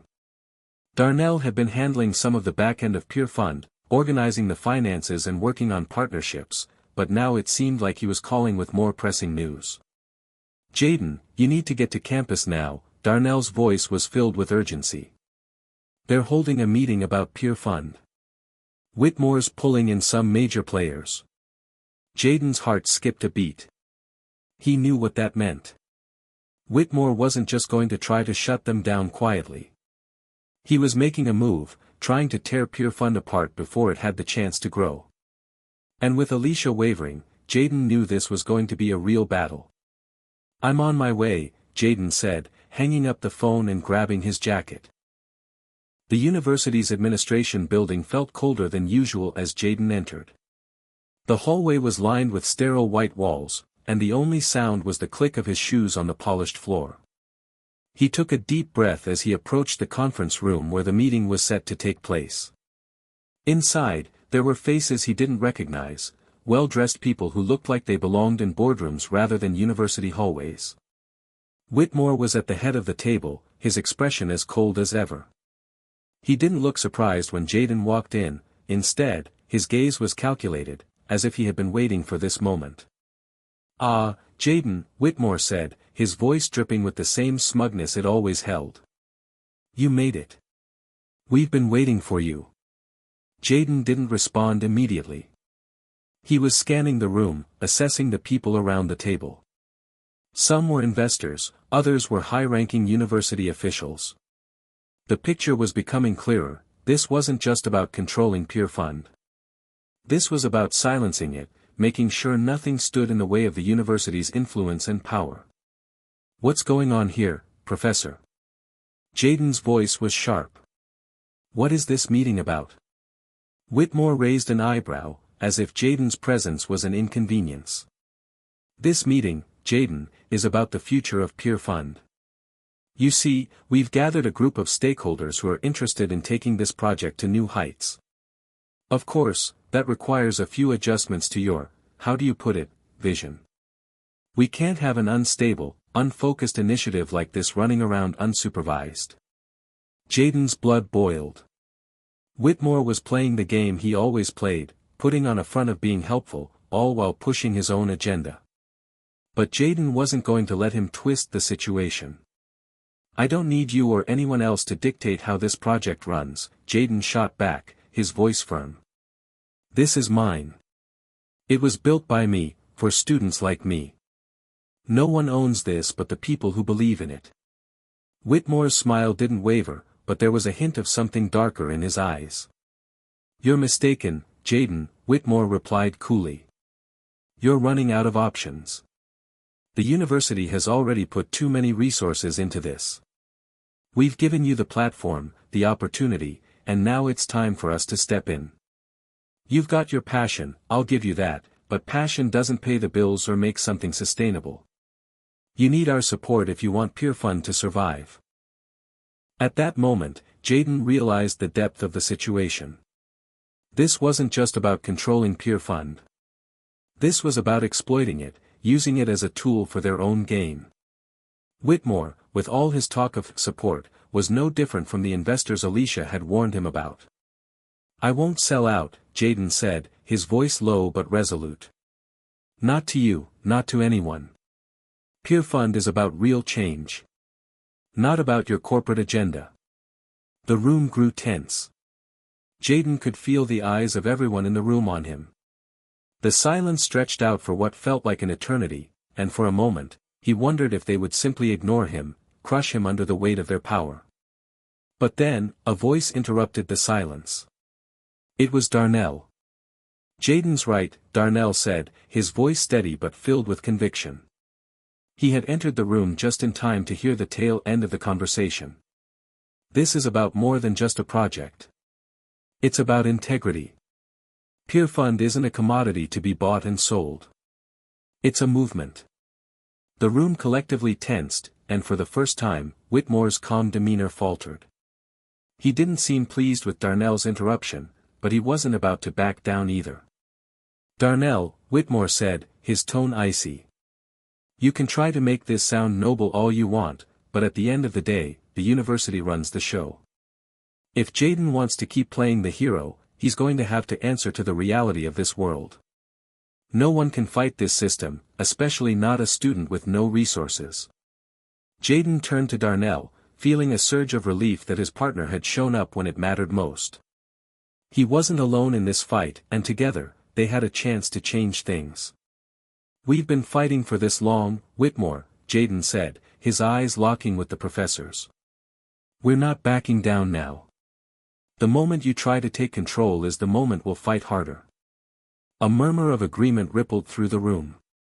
The investors shifted uncomfortably, unsure of what to make of Jaden's defiance. Whitmore's expression darkened. He stood up slowly, as if contemplating something. Very well, Jaden, Whitmore said, his voice tight. If this is the path you choose, don't say I didn't warn you. You'll have a fight on your hands that you can't possibly win. The odds are stacked against you. This is your last chance to walk away with something. Jaden stood his ground. I'm not walking away, he said, his voice unwavering. And neither is PeerFund. With those words, the standoff was set. Jaden didn't know how it would all end, but he knew one thing, he would never let anyone take his dream away from him. Not without a fight. Jaden had stepped into the lion's den, but he was no longer the scared student trying to fit in. He was a leader now, someone who would stand up for what he believed in, no matter the cost. Whitmore and the others could try to manipulate him, but Jaden was done being controlled. The war was just beginning. The days following the confrontation in the administration building felt like a whirlwind. Jaden had walked out of that meeting feeling a mixture of determination and fear, but mostly, a new kind of clarity. Whitmore had made his move. The stakes had been raised. But now, Jaden wasn't just fighting for PeerFund, he was fighting for something much larger, the right to have a voice, the right to build something that truly represented the people he was trying to help. He had expected the backlash to come quickly, and it did. Over the next few days, Jaden received countless emails from university administrators, all written in the same cold, bureaucratic tone. They were reminding him of the university's policies, warning him of potential legal action, and threatening to pull funding from Peer Fund.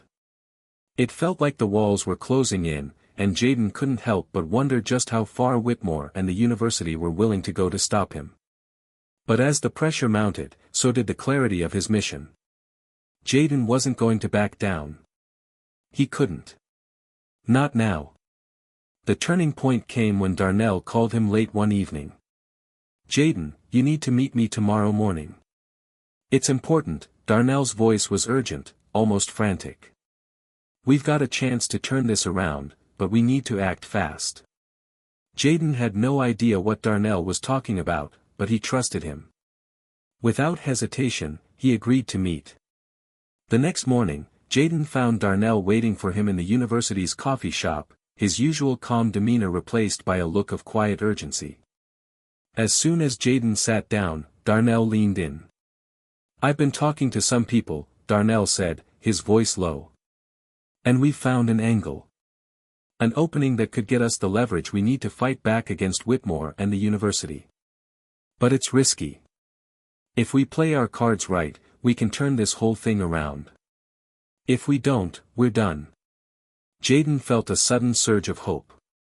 The exhaustion, the constant threats, all of it was starting to feel overwhelming.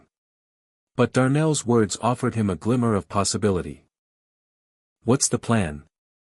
Jaden asked, his voice steady despite the flood of questions rushing through his mind.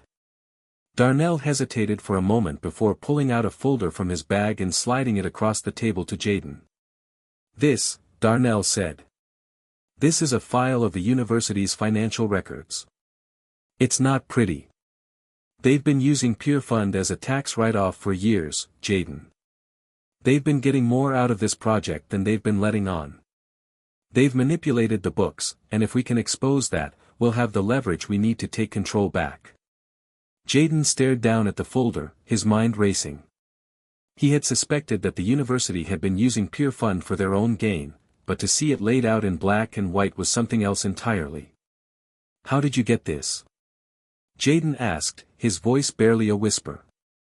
Darnell looked around the coffee shop nervously before leaning in closer. "Let's just say I have some friends in the right places. They've been keeping an eye on things for a while, and they got me this. It's risky, Jaden. If Whitmore finds out that we have this information, it's game over. But if we can leverage it properly, we'll have the power to push back on all of this." Jaden felt a surge of adrenaline. This was the chance they had been waiting for. If the university had been using Peer Fund as a tool to line their pockets, this was the smoking gun they needed to fight back. "What do we need to do?" Jaden asked, determination flooding his veins. Darnell exhaled, his gaze serious. "We need to get this information into the right hands, publicly. We need to expose what's been going on. But we can't just dump it out there without a plan. We need to make sure that when this goes public, it does so in a way that puts the university on the defensive. It has to be the right moment, and we need to make sure we're in a position to control the narrative." Jaden nodded slowly. He had seen the power of the media before. A well-timed story could bring down an empire, or at least shake it to its core. But he knew this wouldn't be easy. It would take strategy, timing, and a lot of trust. They needed to move carefully. "All right, let's do it," Jaden said, his voice full of resolve. "We can't back down now." Darnell smiled, but it was a cautious smile. "I'll start reaching out to some people I know. We'll get the media involved. But you need to be ready for the fallout, Jaden. This will get messy." Jaden's mind was already spinning with what needed to be done. There were no guarantees, but for the first time in a while, he felt like they had the upper hand. Whitmore and the university had underestimated him. But they were about to find out just how far Jaden was willing to go to protect Peer Fund. The next few days were a blur of planning, phone calls, and meetings. Darnell worked on lining up the media outlets that would be able to break the story, while Jaden focused on keeping things under control on the university front. He had to keep up appearances, pretend that everything was fine, that the pressure wasn't getting to him. The last thing he needed was for Whitmore to sense weakness. It was late one evening when everything finally came together. Darnell called him one last time. "It's time," Darnell said. "The article's ready. We've got our people in position. It's going live tomorrow morning." Jaden's heart raced as he paced the room. This was it. The moment that would define everything. If they were successful, it could turn the tide in their favor. If not, well, he didn't want to think about that. "Let's do this," Jaden said, his voice steady despite the whirlwind of emotions inside him. The next morning, as Jaden walked into his economics class, he could feel the tension building. Students were whispering, checking their phones, murmuring about the breaking news. It wasn't long before the headline popped up on Jaden's screen. University's hidden profits, how peer fund became a tool for financial gain. Jaden's heart skipped a beat. The article laid out everything: the manipulation of the funds, the university's involvement in skimming profits from peer fund, and the covert meetings that had been held to control its direction. By the time class began, Whitmore was noticeably absent. Jaden couldn't help but feel a sense of triumph, but he knew this was only the beginning. The battle had just escalated. Jaden had stepped into a new kind of fight, one that wasn't just about business, but about power, manipulation, and the truth. The path ahead was uncertain, and the risks were high, but for the first time, he felt like he was in control. With this new strategy, Jaden knew they had the leverage they needed. But would it be enough to finally take down the system that had tried to crush them? The days following the release of the article felt like a seismic shift. Jaden had been bracing for impact, but nothing could have fully prepared him for what happened next. It wasn't just the students or the public that were paying attention. Whitmore, the university, and every corporate partner they had were suddenly on the defensive. The storm had arrived, and it was tearing through everything in its path. By the time Jaden woke up the morning after the article had gone live, his phone was buzzing with notifications. News outlets were covering the story, and his inbox was flooded with messages from students, journalists, and even lawyers. The university was scrambling, issuing statements trying to discredit the claims. They called it a smear campaign, a fabricated story designed to damage their reputation. But the evidence was undeniable, and the public wasn't buying it. Jaden sat down on his bed, staring at his phone in disbelief. There were interviews being scheduled with reporters. Articles were being written, not just about the financial discrepancies, but about the broader issues of student activism and corporate greed within the university system. Jaden's name was all over the news, both as the hero who had exposed the corruption and as the target of the university's fury. As he read through the avalanche of messages, one particular email caught his eye. It was from Alicia. "Jaden, I don't know what to say. This is huge. I didn't realize how deep this went. I'm sorry for everything. If there's anything I can do to help, I'm here." Jaden stared at the screen for a moment, emotions running wild. Alicia had betrayed him, no question. She had almost caused everything to fall apart. But this email felt different. It was an acknowledgement of the truth, and perhaps a sign that she was finally starting to see the bigger picture. He hesitated, then typed a quick reply. "Thank you, Alicia. I appreciate it. But we need to keep our focus.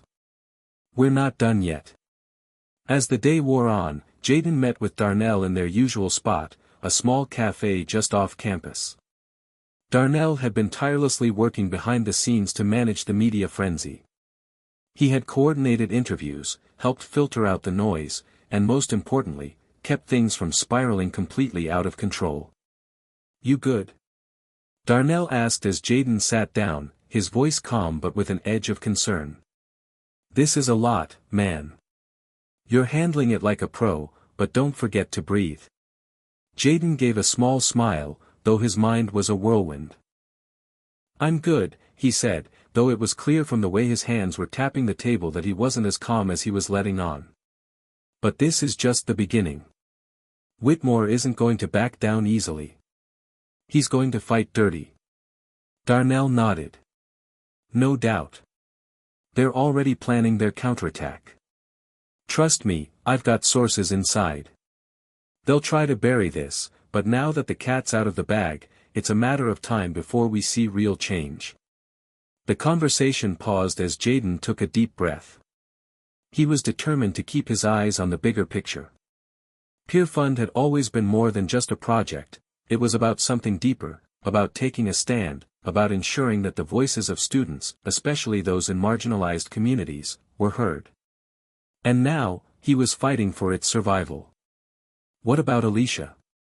Jaden asked, looking up at Darnell. I'm not sure where she stands anymore. Darnell's expression shifted slightly, his eyes thoughtful. She's conflicted, man. I can tell. But she's still with you, deep down.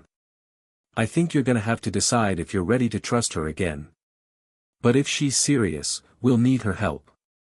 We're gonna need all the allies we can get, especially with the university pulling all the strings. Jaden ran his hand through his hair, thinking it over. Alicia had hurt him, but there was no denying the role she had played in Peer Fund's early success. If she truly wanted to make amends, maybe there was room for her. We'll see, Jaden said, his voice steady. Let's focus on what we can control for now.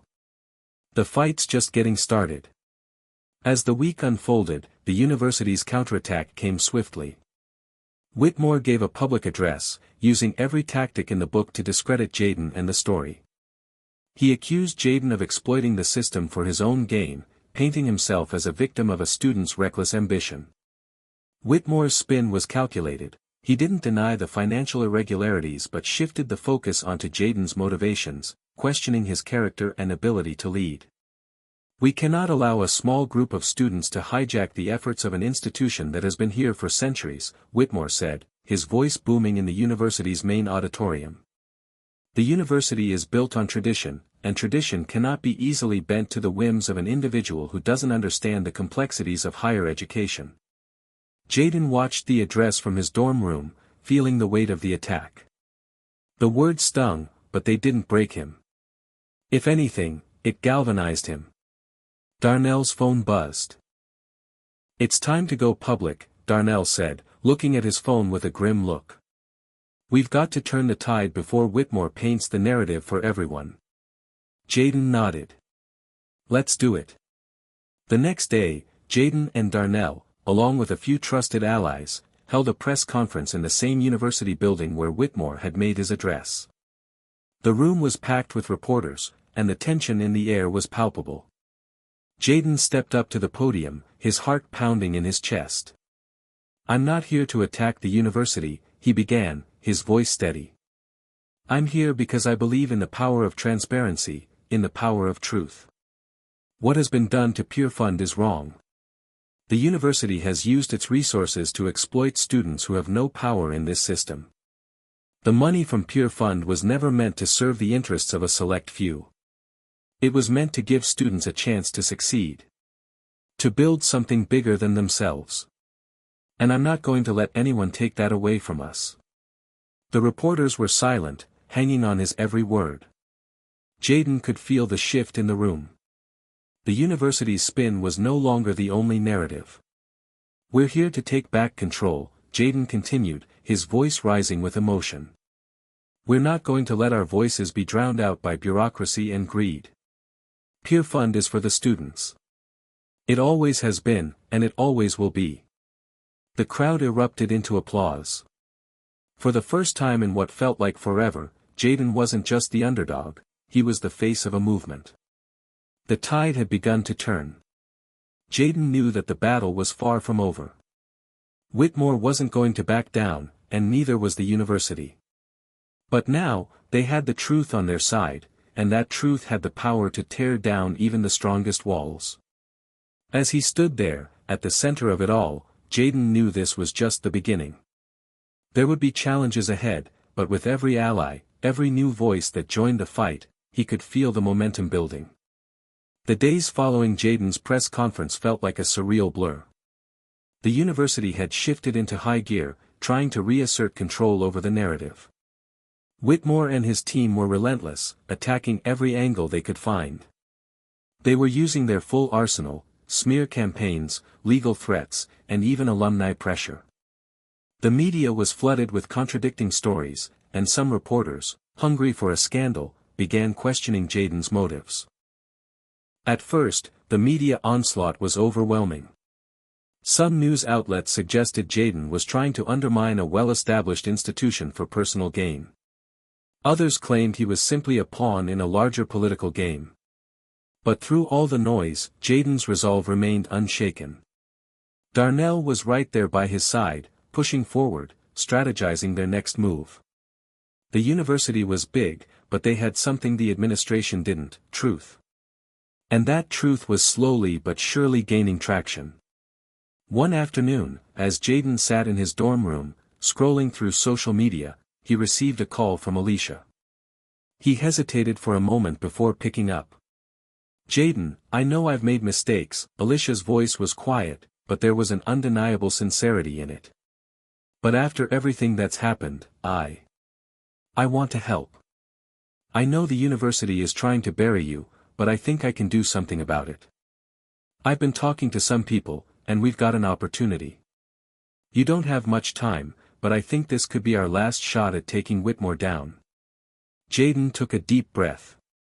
He hadn't expected this call, but a part of him couldn't ignore the possibility. Alicia had caused him immense pain with her betrayal, but if she was truly ready to make amends, perhaps this was the turning point. "What's the plan?" Jaden asked cautiously. There was a long pause, and when Alicia spoke again, her voice was determined. "I've been talking to some key professors, and even some alumni who've been upset with the way things have been handled. They're willing to go public, but only if we can get one thing: proof that Whitmore has been using Peer Fund as his personal piggy bank. Not just the financial discrepancies, but something even more damaging. If we expose his entire operation, it's game over." Jaden's mind began to race. "How do we get that kind of proof?" "I have contacts in the administration. They're nervous, but if we can get access to Whitmore's emails, we'll have everything we need to bury him. His private communications. His instructions to manipulate the program. It's all there, Jaden. All we need is access." Jaden felt a knot form in his stomach. This was the opportunity he had been waiting for, but it came with risks. "You're sure we can do this?" Jaden asked. "Because once we open that door, there's no going back." "We have no choice," Alicia replied. "It's now or never." Jaden spent the next few hours going over everything in his mind. He had trusted Alicia once, and she had betrayed him. But now, she was offering the key to bringing Whitmore to his knees. Darnell arrived at the dorm that evening, and Jaden explained what Alicia had suggested. "You're sure about this?" Darnell asked, his face skeptical but also understanding. "We're talking about hacking into university systems. If we get caught, it's game over for all of us." Jaden met his gaze, his heart pounding. "I don't know if we have another option. Whitmore has tried everything to shut us down. If we don't expose him now, it's over. I don't trust Alicia fully, but if we can get the proof, we might be able to turn the tide." Darnell nodded slowly, and Jaden could see the wheels turning in his friend's head. "All right, but we have to be careful. You and Alicia can't be the ones doing this. I'll get someone on the inside. Someone who can slip past the university's defenses and get the info without triggering alarms." It was a dangerous plan, but at that moment, it felt like their only hope.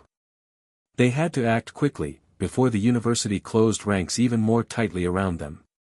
The following night, Darnell texted Jaden with the news. They had a contact inside the university's IT department who would help them get the access they needed. But there was a catch. The contact was nervous and required additional guarantees.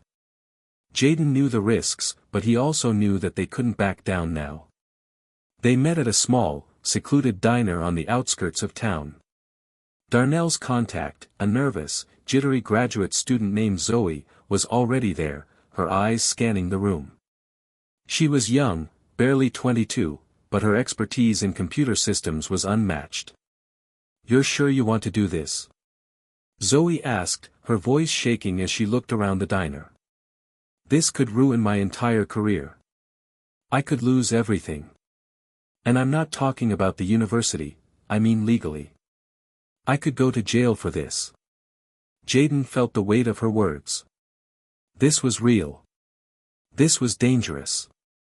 But they didn't have time to hesitate. "We understand the risks," Jaden said, leaning forward. "But we need this. We need the proof. You'll be helping us expose the truth, and that's bigger than any one of us. If we win, you'll have done something that matters." Zoe hesitated, but then she nodded. "All right.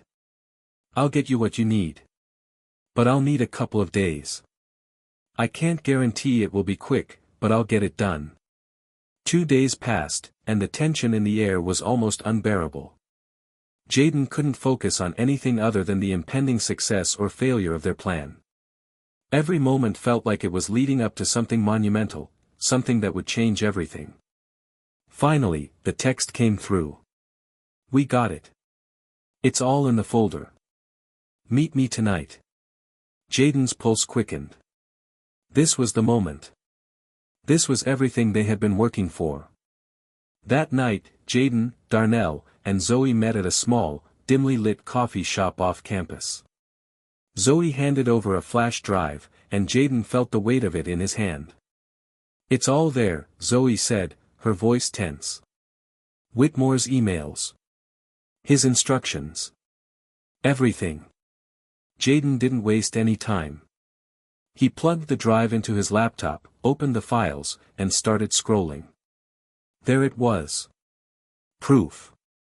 Whitmore's personal correspondence, discussing the manipulation of the Pure Fund program, funneling money into his own personal accounts, and using the students involved as pawns in his larger financial game. It was overwhelming. It was everything they needed. As Jaden sat there, staring at the files, he realized that this was the final push. This was the proof that could take Whitmore down and bring justice to the students who had been used and exploited for years. But as he looked at the screen, one thought haunted him: what would happen once the truth was out? Would they be able to survive the fallout? And, perhaps more importantly, would the fight for Pure Fund truly be over? The following morning, Jaden woke up to a flood of notifications. His phone buzzed non-stop, and for a moment, he wondered if the world outside had fallen into chaos. He had barely slept the night before, too consumed with what he had just uncovered. The flash drive in his hand felt like a weapon capable of bringing an entire empire to its knees. Darnell had arrived at his dorm room early, as they had planned. He was holding a cup of coffee, but the seriousness in his eyes made it clear that this wasn't a casual meeting. "You ready for this, man?" Darnell asked, sitting down beside him, his voice low and grave. Jaden nodded, although his heart pounded in his chest. They had come this far, but releasing the files would be a game-changer. There was no going back. Whitmore and the university had enough power to retaliate, and the moment Jaden pressed send, he knew they would be walking into a storm. "Let's do it," Jaden said, his voice steady despite the chaos inside.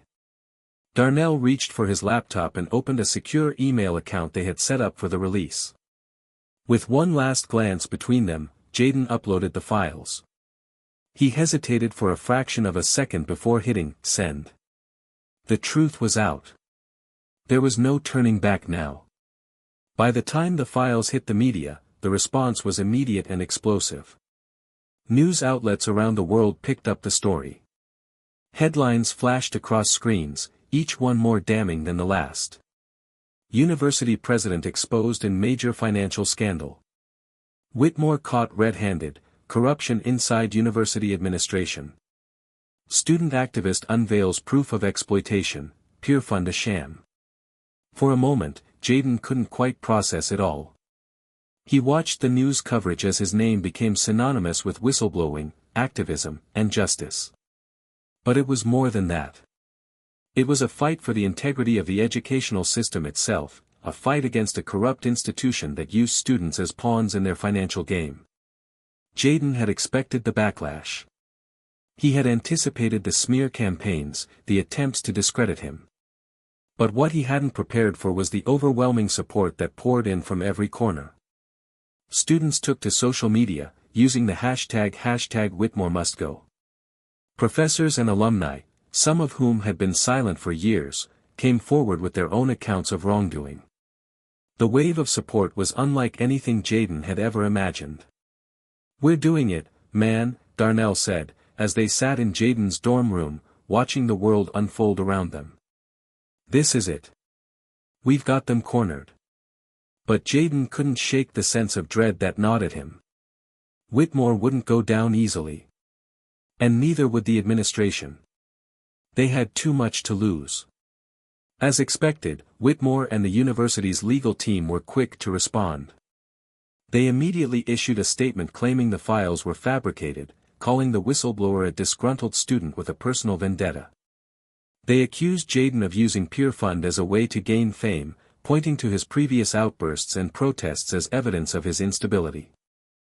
Jaden watched in disbelief as Whitmore stood before a press conference, his eyes cold and calculating, his voice dripping with arrogance. "These claims are baseless," Whitmore said, his voice firm. "The files that have been released are a fabrication. There is no truth to these allegations. What we have here is a student who has decided to take matters into his own hands. It is unfortunate, but we will not allow this individual to tarnish the reputation of this institution." It was the typical playbook of denial. The same tactics they had used against every student protest and every critical voice for years. Jaden clenched his fists, his anger rising. The fact that Whitmore would still deny it, even after the undeniable proof, made his blood boil. "They're lying," Darnell muttered, as he watched the screen with a grim expression. "But it doesn't matter. The truth is out there now. The public is on our side." But Jaden knew that wasn't enough. Public opinion was crucial, yes, but it wasn't the whole battle. They still had to navigate the legal threats, the potential retaliation, and the massive pressure from the university to fold. Whitmore had always been good at bending the rules, at protecting his empire. Jaden wasn't naive enough to think the fight was over. In fact, it was only just beginning. The next day, as they prepared for the inevitable backlash, Alicia reached out. She had been in constant contact with the group of professors and alumni who had promised to speak out. Jaden was surprised to hear from her again, after everything that had happened. But when he picked up the phone, her voice was filled with urgency. "Jaden, we need to act fast. The university is pulling out all the stops. They've already started pressuring the alumni and professors to stay quiet, but some of them are still willing to speak. But we can't wait much longer. If we don't mobilize now, it'll all be over before we even get a chance." Jaden thought for a moment. They had been planning to rally support from the student body and allies, but hearing this from Alicia made him realize just how dire the situation was.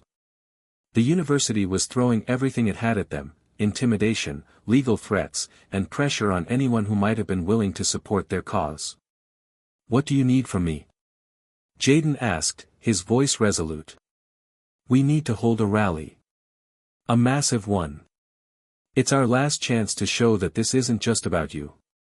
This is about all the students who've been taken advantage of. If we can get the public behind us, we can force the board to make a change. But we need everyone, Jaden.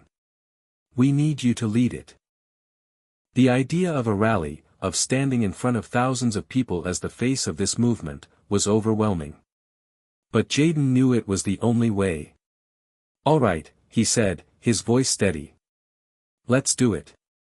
We'll show them what real power looks like." That evening, Jaden and Darnell spent hours organizing. They called on every student group, every ally, and every professor who had already shown support. By the time the rally day arrived, they were ready. The rally was held on the steps of the university's main building, where Whitmore had given his own speeches. As students gathered in droves, chanting, holding signs, and waving banners, Jaden stood at the front. The air was electric with energy, filled with anticipation. Jaden took the microphone, his heart pounding in his chest, but as he looked out at the sea of faces, he felt a sense of calm. This wasn't just about him anymore. This was about all of them. "We're not just here to fight for pure fun," Jaden began, his voice booming across the crowd. "We're here to fight for every student who has been silenced, for every voice that's been ignored. Whitmore may have tried to bury us, but we're here to show him that we will not be silenced. The truth is on our side, and we will keep fighting until justice is done." The crowd erupted into cheers, and Jaden knew, in that moment, that they had finally found their voice.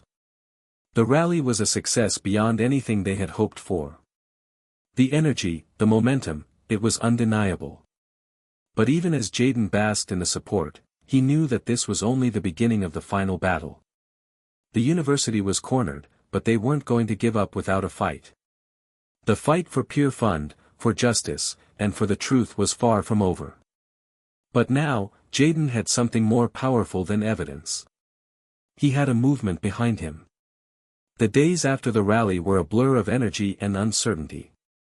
Jaden felt like a force was building around him, his voice, amplified by the crowd, now echoed through every corner of the university and beyond. The fight for pure fun, for the students' rights, had turned into something much bigger. The entire country was watching. But with the growing support, came growing opposition. The university's response was swift and brutal. Whitmore's lawyers had filed a lawsuit against Jaden, Darnell, and any student who had dared speak out.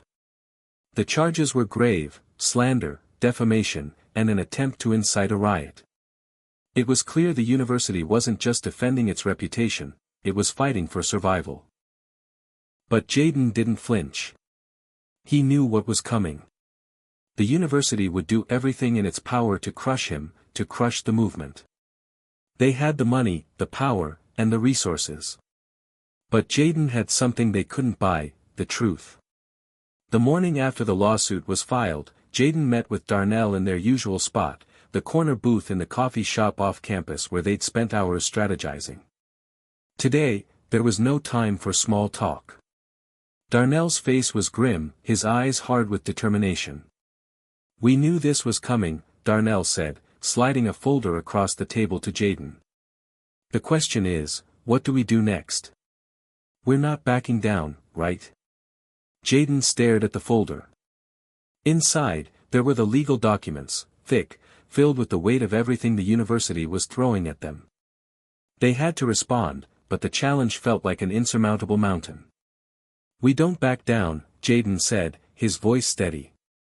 "But we can't fight this the same way. We need to hit them where it hurts." Darnell raised an eyebrow, waiting for the plan. "We go after their finances," Jaden continued, his mind racing with the possibilities. "If we can prove that Whitmore and the administration used university funds to cover up their crimes, it's game over. Not just for pure fun, but for the entire institution." Darnell's eyes lit up, understanding the brilliance of the strategy. "You're right. That's where they're vulnerable. It's going to take some work, but if we can expose how they've been using student fees for personal gain, this whole thing falls apart." It wasn't just a legal fight now, it was a war. And Jaden was ready. Later that day, Jaden received an unexpected call from Alicia. The tone of her voice was different from the last time they spoke. She was no longer the woman who had betrayed him, there was something else there now: guilt, remorse, and an undeniable urgency. "Jaden, I've been working with some of the professors. We've uncovered something big. There are financial discrepancies in the university's accounting system. If we can get our hands on the right documents, we can prove that the administration has been funneling money into their own pockets. And it's not just Whitmore. There are several others involved." Jaden felt his heart rate increase. This was it. This was the breakthrough they'd been waiting for. "How do we get the documents?" Jaden asked, trying to keep his voice steady. Alicia hesitated for a moment. I've been talking to some of the insiders. One of them is willing to leak the information to us, but it'll take time. We need to be careful. If we're not discreet, they'll shut us down before we can get anything. Jaden clenched his fists. He could feel the tension mounting. It was dangerous, but it was also the opening they needed. Do whatever it takes, Alicia. We don't have much time. That night, the team began working overtime. They couldn't afford to waste a single second. Alicia and the professors were working in the background to secure the documents, while Jaden and Darnell started reaching out to allies in the media. The goal was clear: they needed the financial evidence to go public, and they needed it fast. Jaden was sitting in his dorm room, his eyes glued to the screen, when the text came through. It's here. Meet me in the library at 3 a.m. We have the files. Jaden felt a surge of adrenaline. This was it. They had what they needed to bring Whitmore and the administration to their knees. At 3 a.m., Jaden and Darnell met Alicia in the university library. She was waiting by a back door, her eyes scanning the area as if she were expecting someone to show up at any moment. We got it, Alicia said, her voice low but urgent. She handed Jaden a USB drive. Everything's on here: bank statements, transfers, emails. It's all there. Jaden took the drive from her and quickly inserted it into his laptop. As the files opened up on the screen, his heart sank. The evidence was overwhelming. There were bank transfers showing significant sums of money moving from university accounts into Whitmore's personal holdings. There were emails detailing the manipulation of funds meant for student programs, including Peer Fund. And the most damning of all, a list of key players who had turned a blind eye to the scheme, complicit in the theft. Jaden felt a knot form in his stomach. This wasn't just about one corrupt administrator. This was an entire network of people who had exploited students for years. This is it, Jaden whispered. We can take them down. Alicia nodded, her eyes wide with disbelief. We can't wait any longer. We need to get this out to the press now. The longer we wait, the easier it is for them to cover it up. The next morning, they contacted a trusted journalist, Evan Green, a reporter known for his investigations into corruption in higher education. Within hours, the story was ready to break. The headline read: University scandal exposed, financial mismanagement, fraud, and corruption at the highest levels. The story went live, and within minutes, the media storm began again. News outlets from all over the country picked up the story, broadcasting the evidence in real time. Social media erupted, and the university's official channels were flooded with angry students, alumni, and supporters. Whitmore and his team tried to push back, calling the evidence fabricated once again, but this time, it was too late. The truth was out, and the public wasn't buying the university's lies. The pressure mounted quickly, and within hours, the board of trustees held an emergency meeting. Jaden knew this was the moment. The next few hours would determine everything. Later that afternoon, Jaden, Darnell, and Alicia gathered in the student union, anxiously watching the unfolding events on their phones and laptops. The university had issued a public apology, announcing that Whitmore and several other administrators were under review, though no one was officially suspended. It was a move designed to calm the public outcry, but Jaden knew it wouldn't be enough. This isn't over, Darnell said, as he read the university's statement aloud. They're still playing the game. They'll try to weather the storm, but they can't hide forever. Jaden nodded. They had made it this far, but they had to finish what they started. It was time to take the fight to the final stage. The battle was far from won, but Jaden knew they had changed the course of the fight. The truth was out, and no matter what Whitmore or the university tried to do, they couldn't take it back. The students were awake, and the world was watching. It wasn't just about Peer Fund anymore. This was a fight for justice, for accountability, for the future of education itself. But as the sun began to set, Jaden couldn't help but wonder, what would it take to finally finish this fight? And what would the price be? Jaden stood in front of the university's main administrative building, his eyes fixed on the towering structure. The same building where Whitmore had once delivered his speeches about progress, excellence, and ambition. Now, those words seemed hollow, empty promises that had led to nothing but exploitation. It had been weeks since they released the financial documents.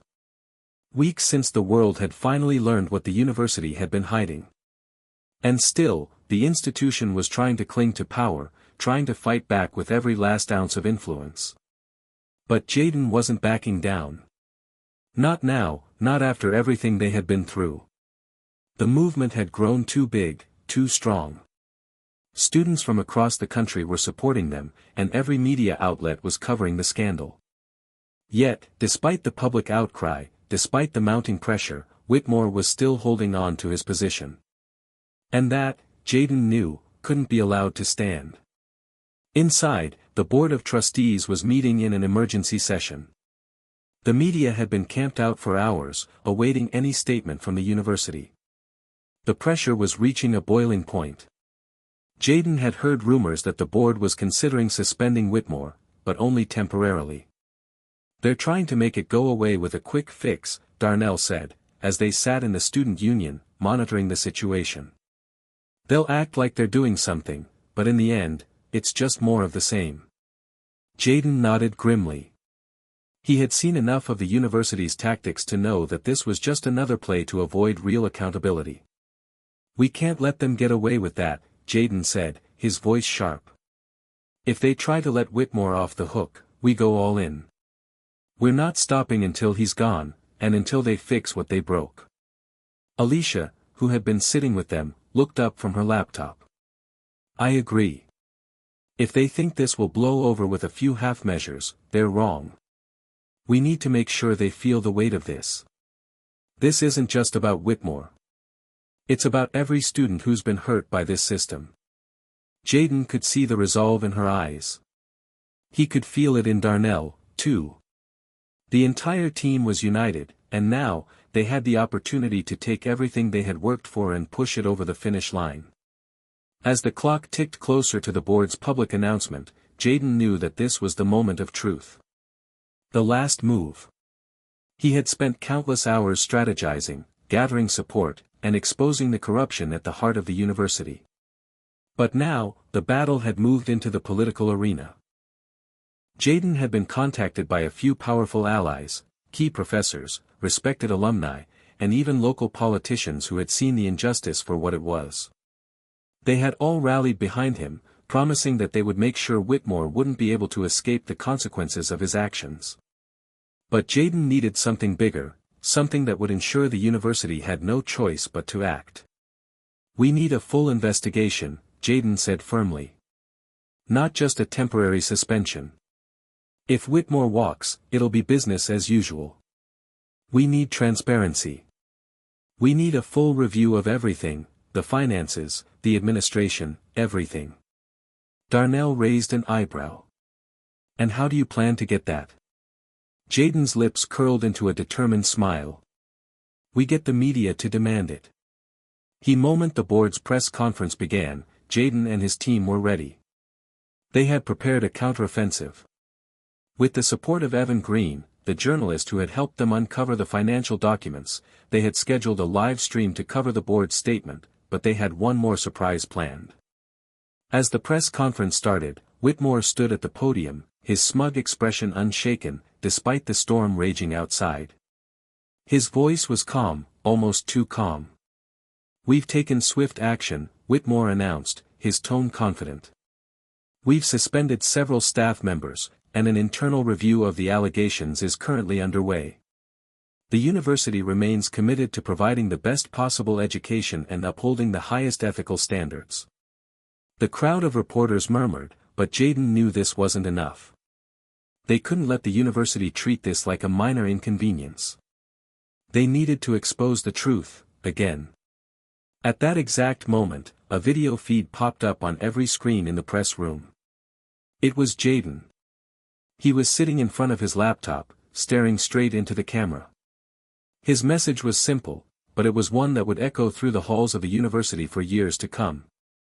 The truth isn't something you can sweep under the rug, Jaden said, his voice strong and unwavering. The truth isn't something you can hide behind temporary fixes or half-hearted apologies. Whitmore may have suspended some staff, but that's not enough.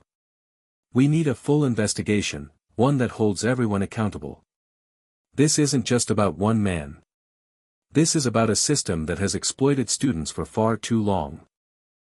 The screen split, and the live stream broadcasted the reactions of students and professors outside the administrative building, chanting, holding signs, demanding justice. The students had taken to the streets. The university's response was no longer a quiet affair, it was a full-blown confrontation. The video feed continued as Jaden spoke. I'm calling on the Board of Trustees, on every administrator, on every faculty member who's ever turned a blind eye to this corruption. Now is the time to stand up. We will not let this university become a symbol of greed. We will fight for the students. We will fight for a system that works for all of us. The press conference came to a sudden halt. Whitmore's expression faltered for the first time as he looked up at the screens. The reporters in the room erupted in questions, and the room was filled with a sense of chaos. The university's legal team rushed to control the situation, but it was too late. The public had already made up its mind. The media outlets were already running Jaden's speech in their coverage. The hashtag Whitmore must go trended again, stronger than ever. Outside, the protesters had gathered in larger numbers. Their voices echoed through the campus. The call for justice was no longer just Jaden's, it was the collective voice of every student, every alumnus, and every individual who had ever been affected by the corruption at the university. By the end of the day, Jaden received the call he had been waiting for. It was from the Board of Trustees. Mr. Thomas, the voice on the other end said, "We've heard the concerns of the students, the faculty, and the public. After much deliberation, we've decided to initiate a full external investigation into the university's financial activities. As for President Whitmore, we regret to inform you that he will be stepping down from his position, effective immediately." Jaden couldn't help but smile. It wasn't just a victory for him. It was a victory for every student who had been ignored, every voice that had been silenced. "Thank you," Jaden said quietly, as the call ended. But this isn't over yet.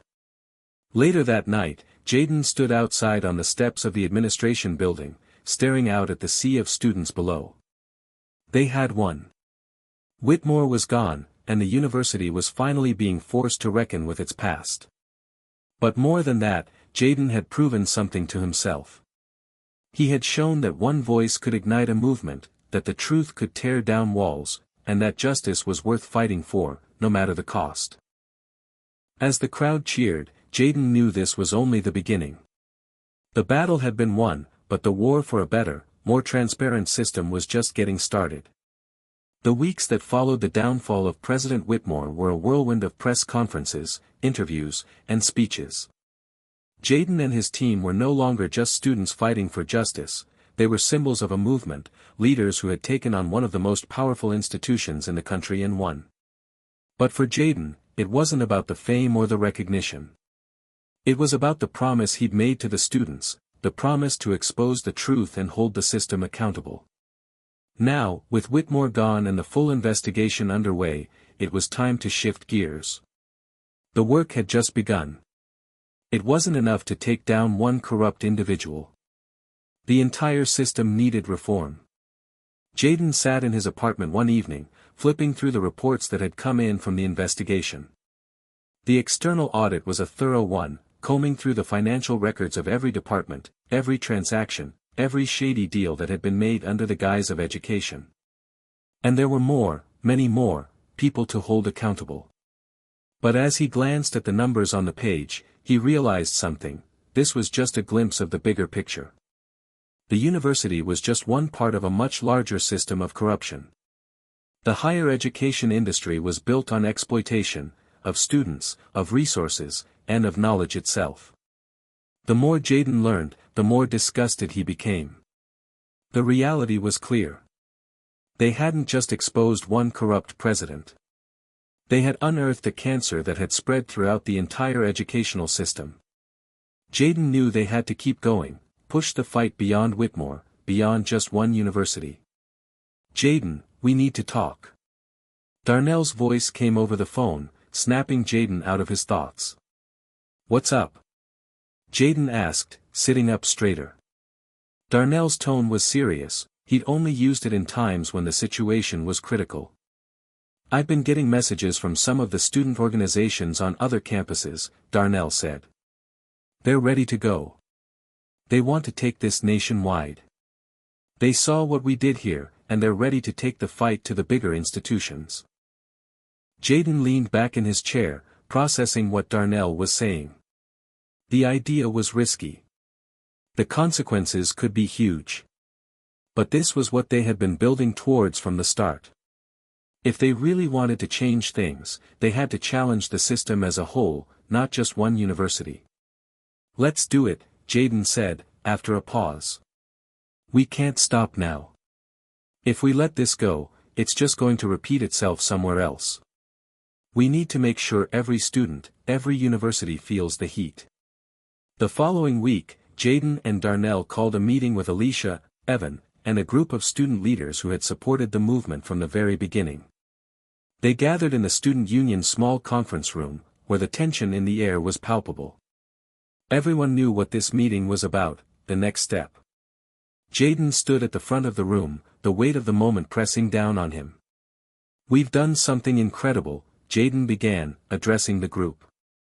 "We've brought down an entire corrupt administration.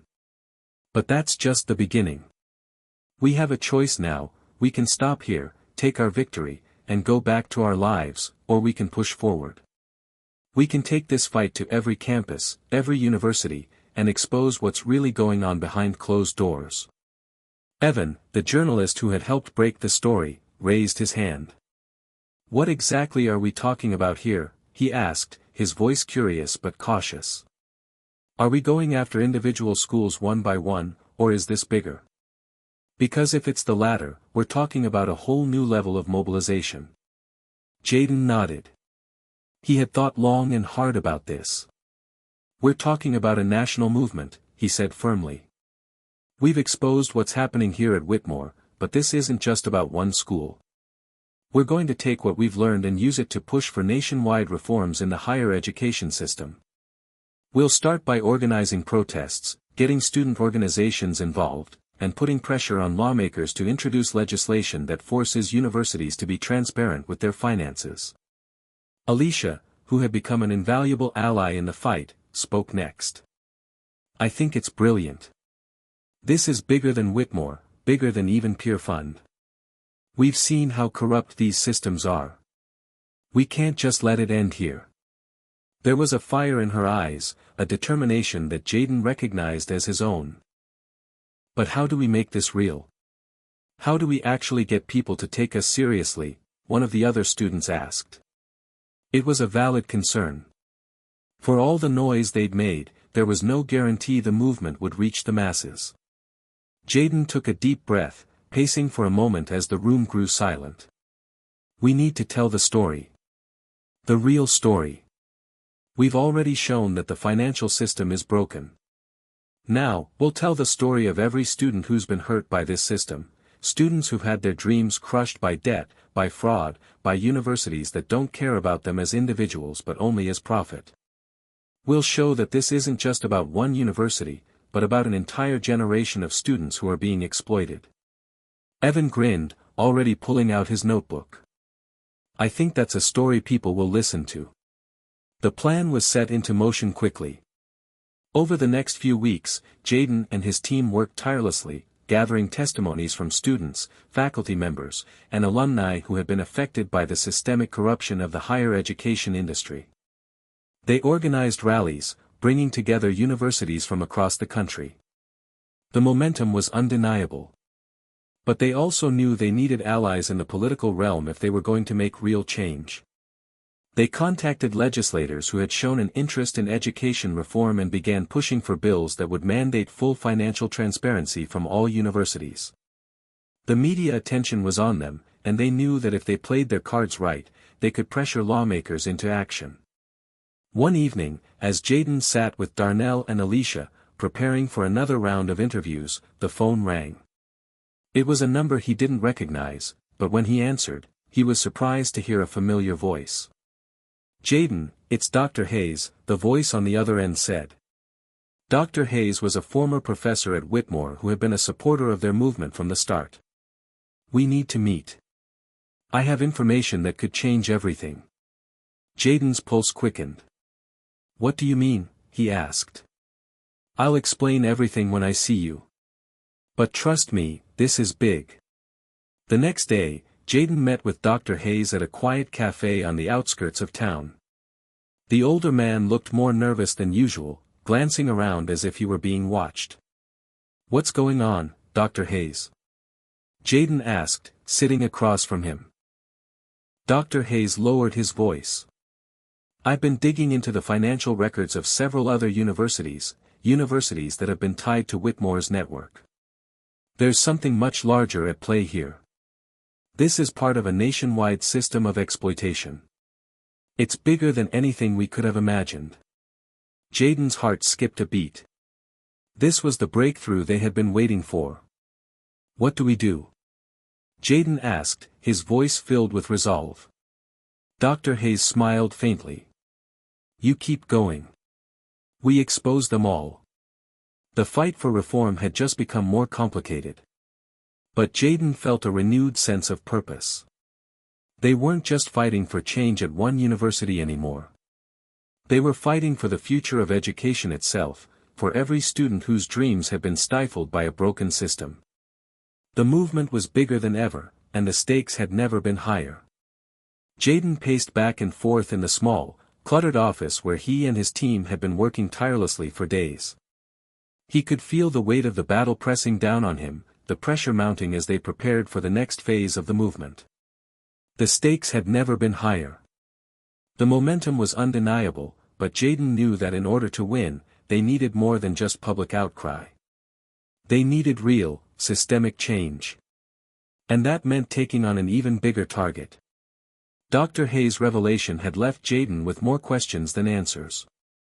The scope of the corruption he was uncovering was staggering, an interconnected web of universities, foundations, and financial institutions all profiting from the exploitation of students. What had started as a fight for justice at one university had now expanded into something much larger, a battle against a broken educational system that spanned the entire country.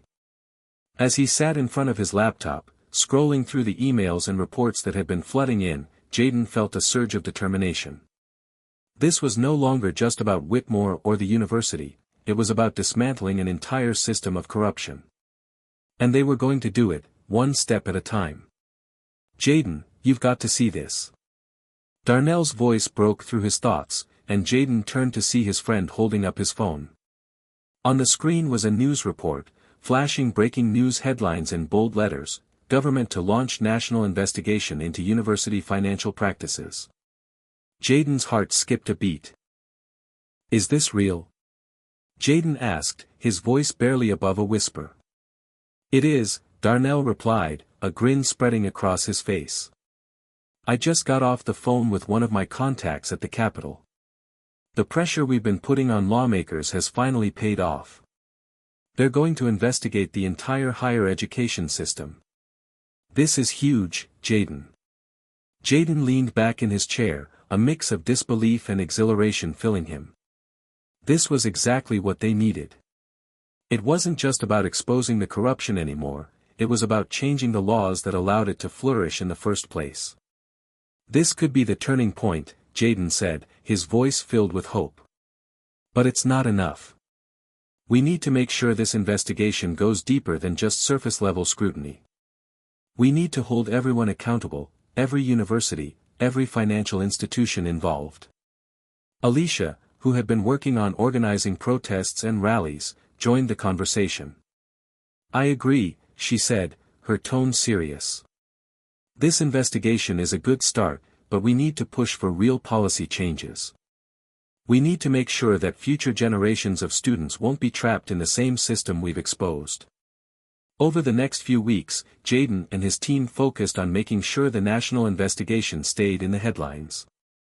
They worked with reporters to ensure that the story stayed front and center in the media, pushing for constant updates on the investigation's progress. At the same time, they began to strategize their next move. They knew they couldn't just wait for the investigation to unfold, they needed to continue applying pressure and pushing for change on a policy level. Jaden, Darnell, and Alicia met with lawmakers who had shown interest in their cause, urging them to push for legislation that would require universities to disclose all financial information, including endowments, salaries, and investments. They pushed for policies that would hold university presidents and administrators accountable for any financial mismanagement or fraud. And they demanded that student loan systems be reformed to make education more affordable and accessible.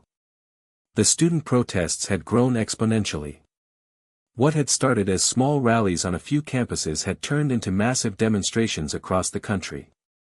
Students, alumni, and even some faculty members had joined the movement, all united by the same goal: to end the exploitation that had long defined the higher education system.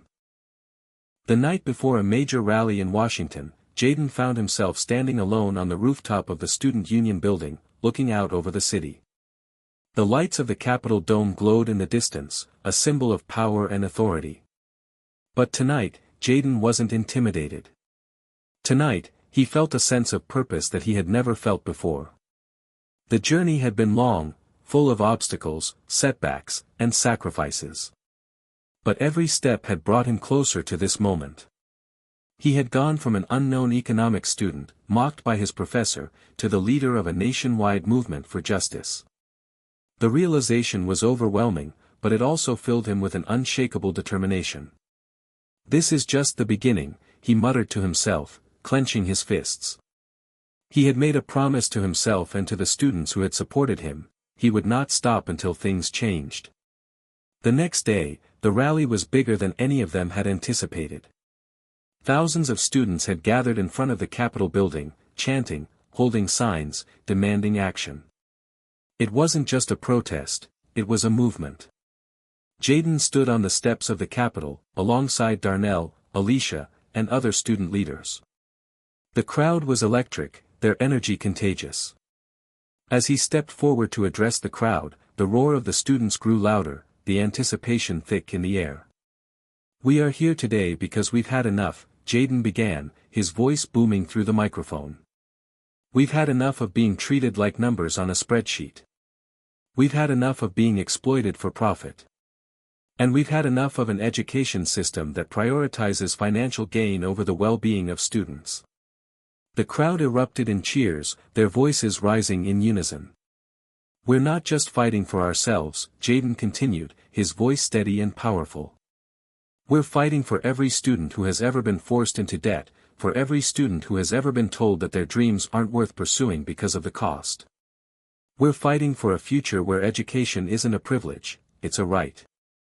We're fighting for a system where our worth is not determined by how much money we have, but by who we are and what we can achieve."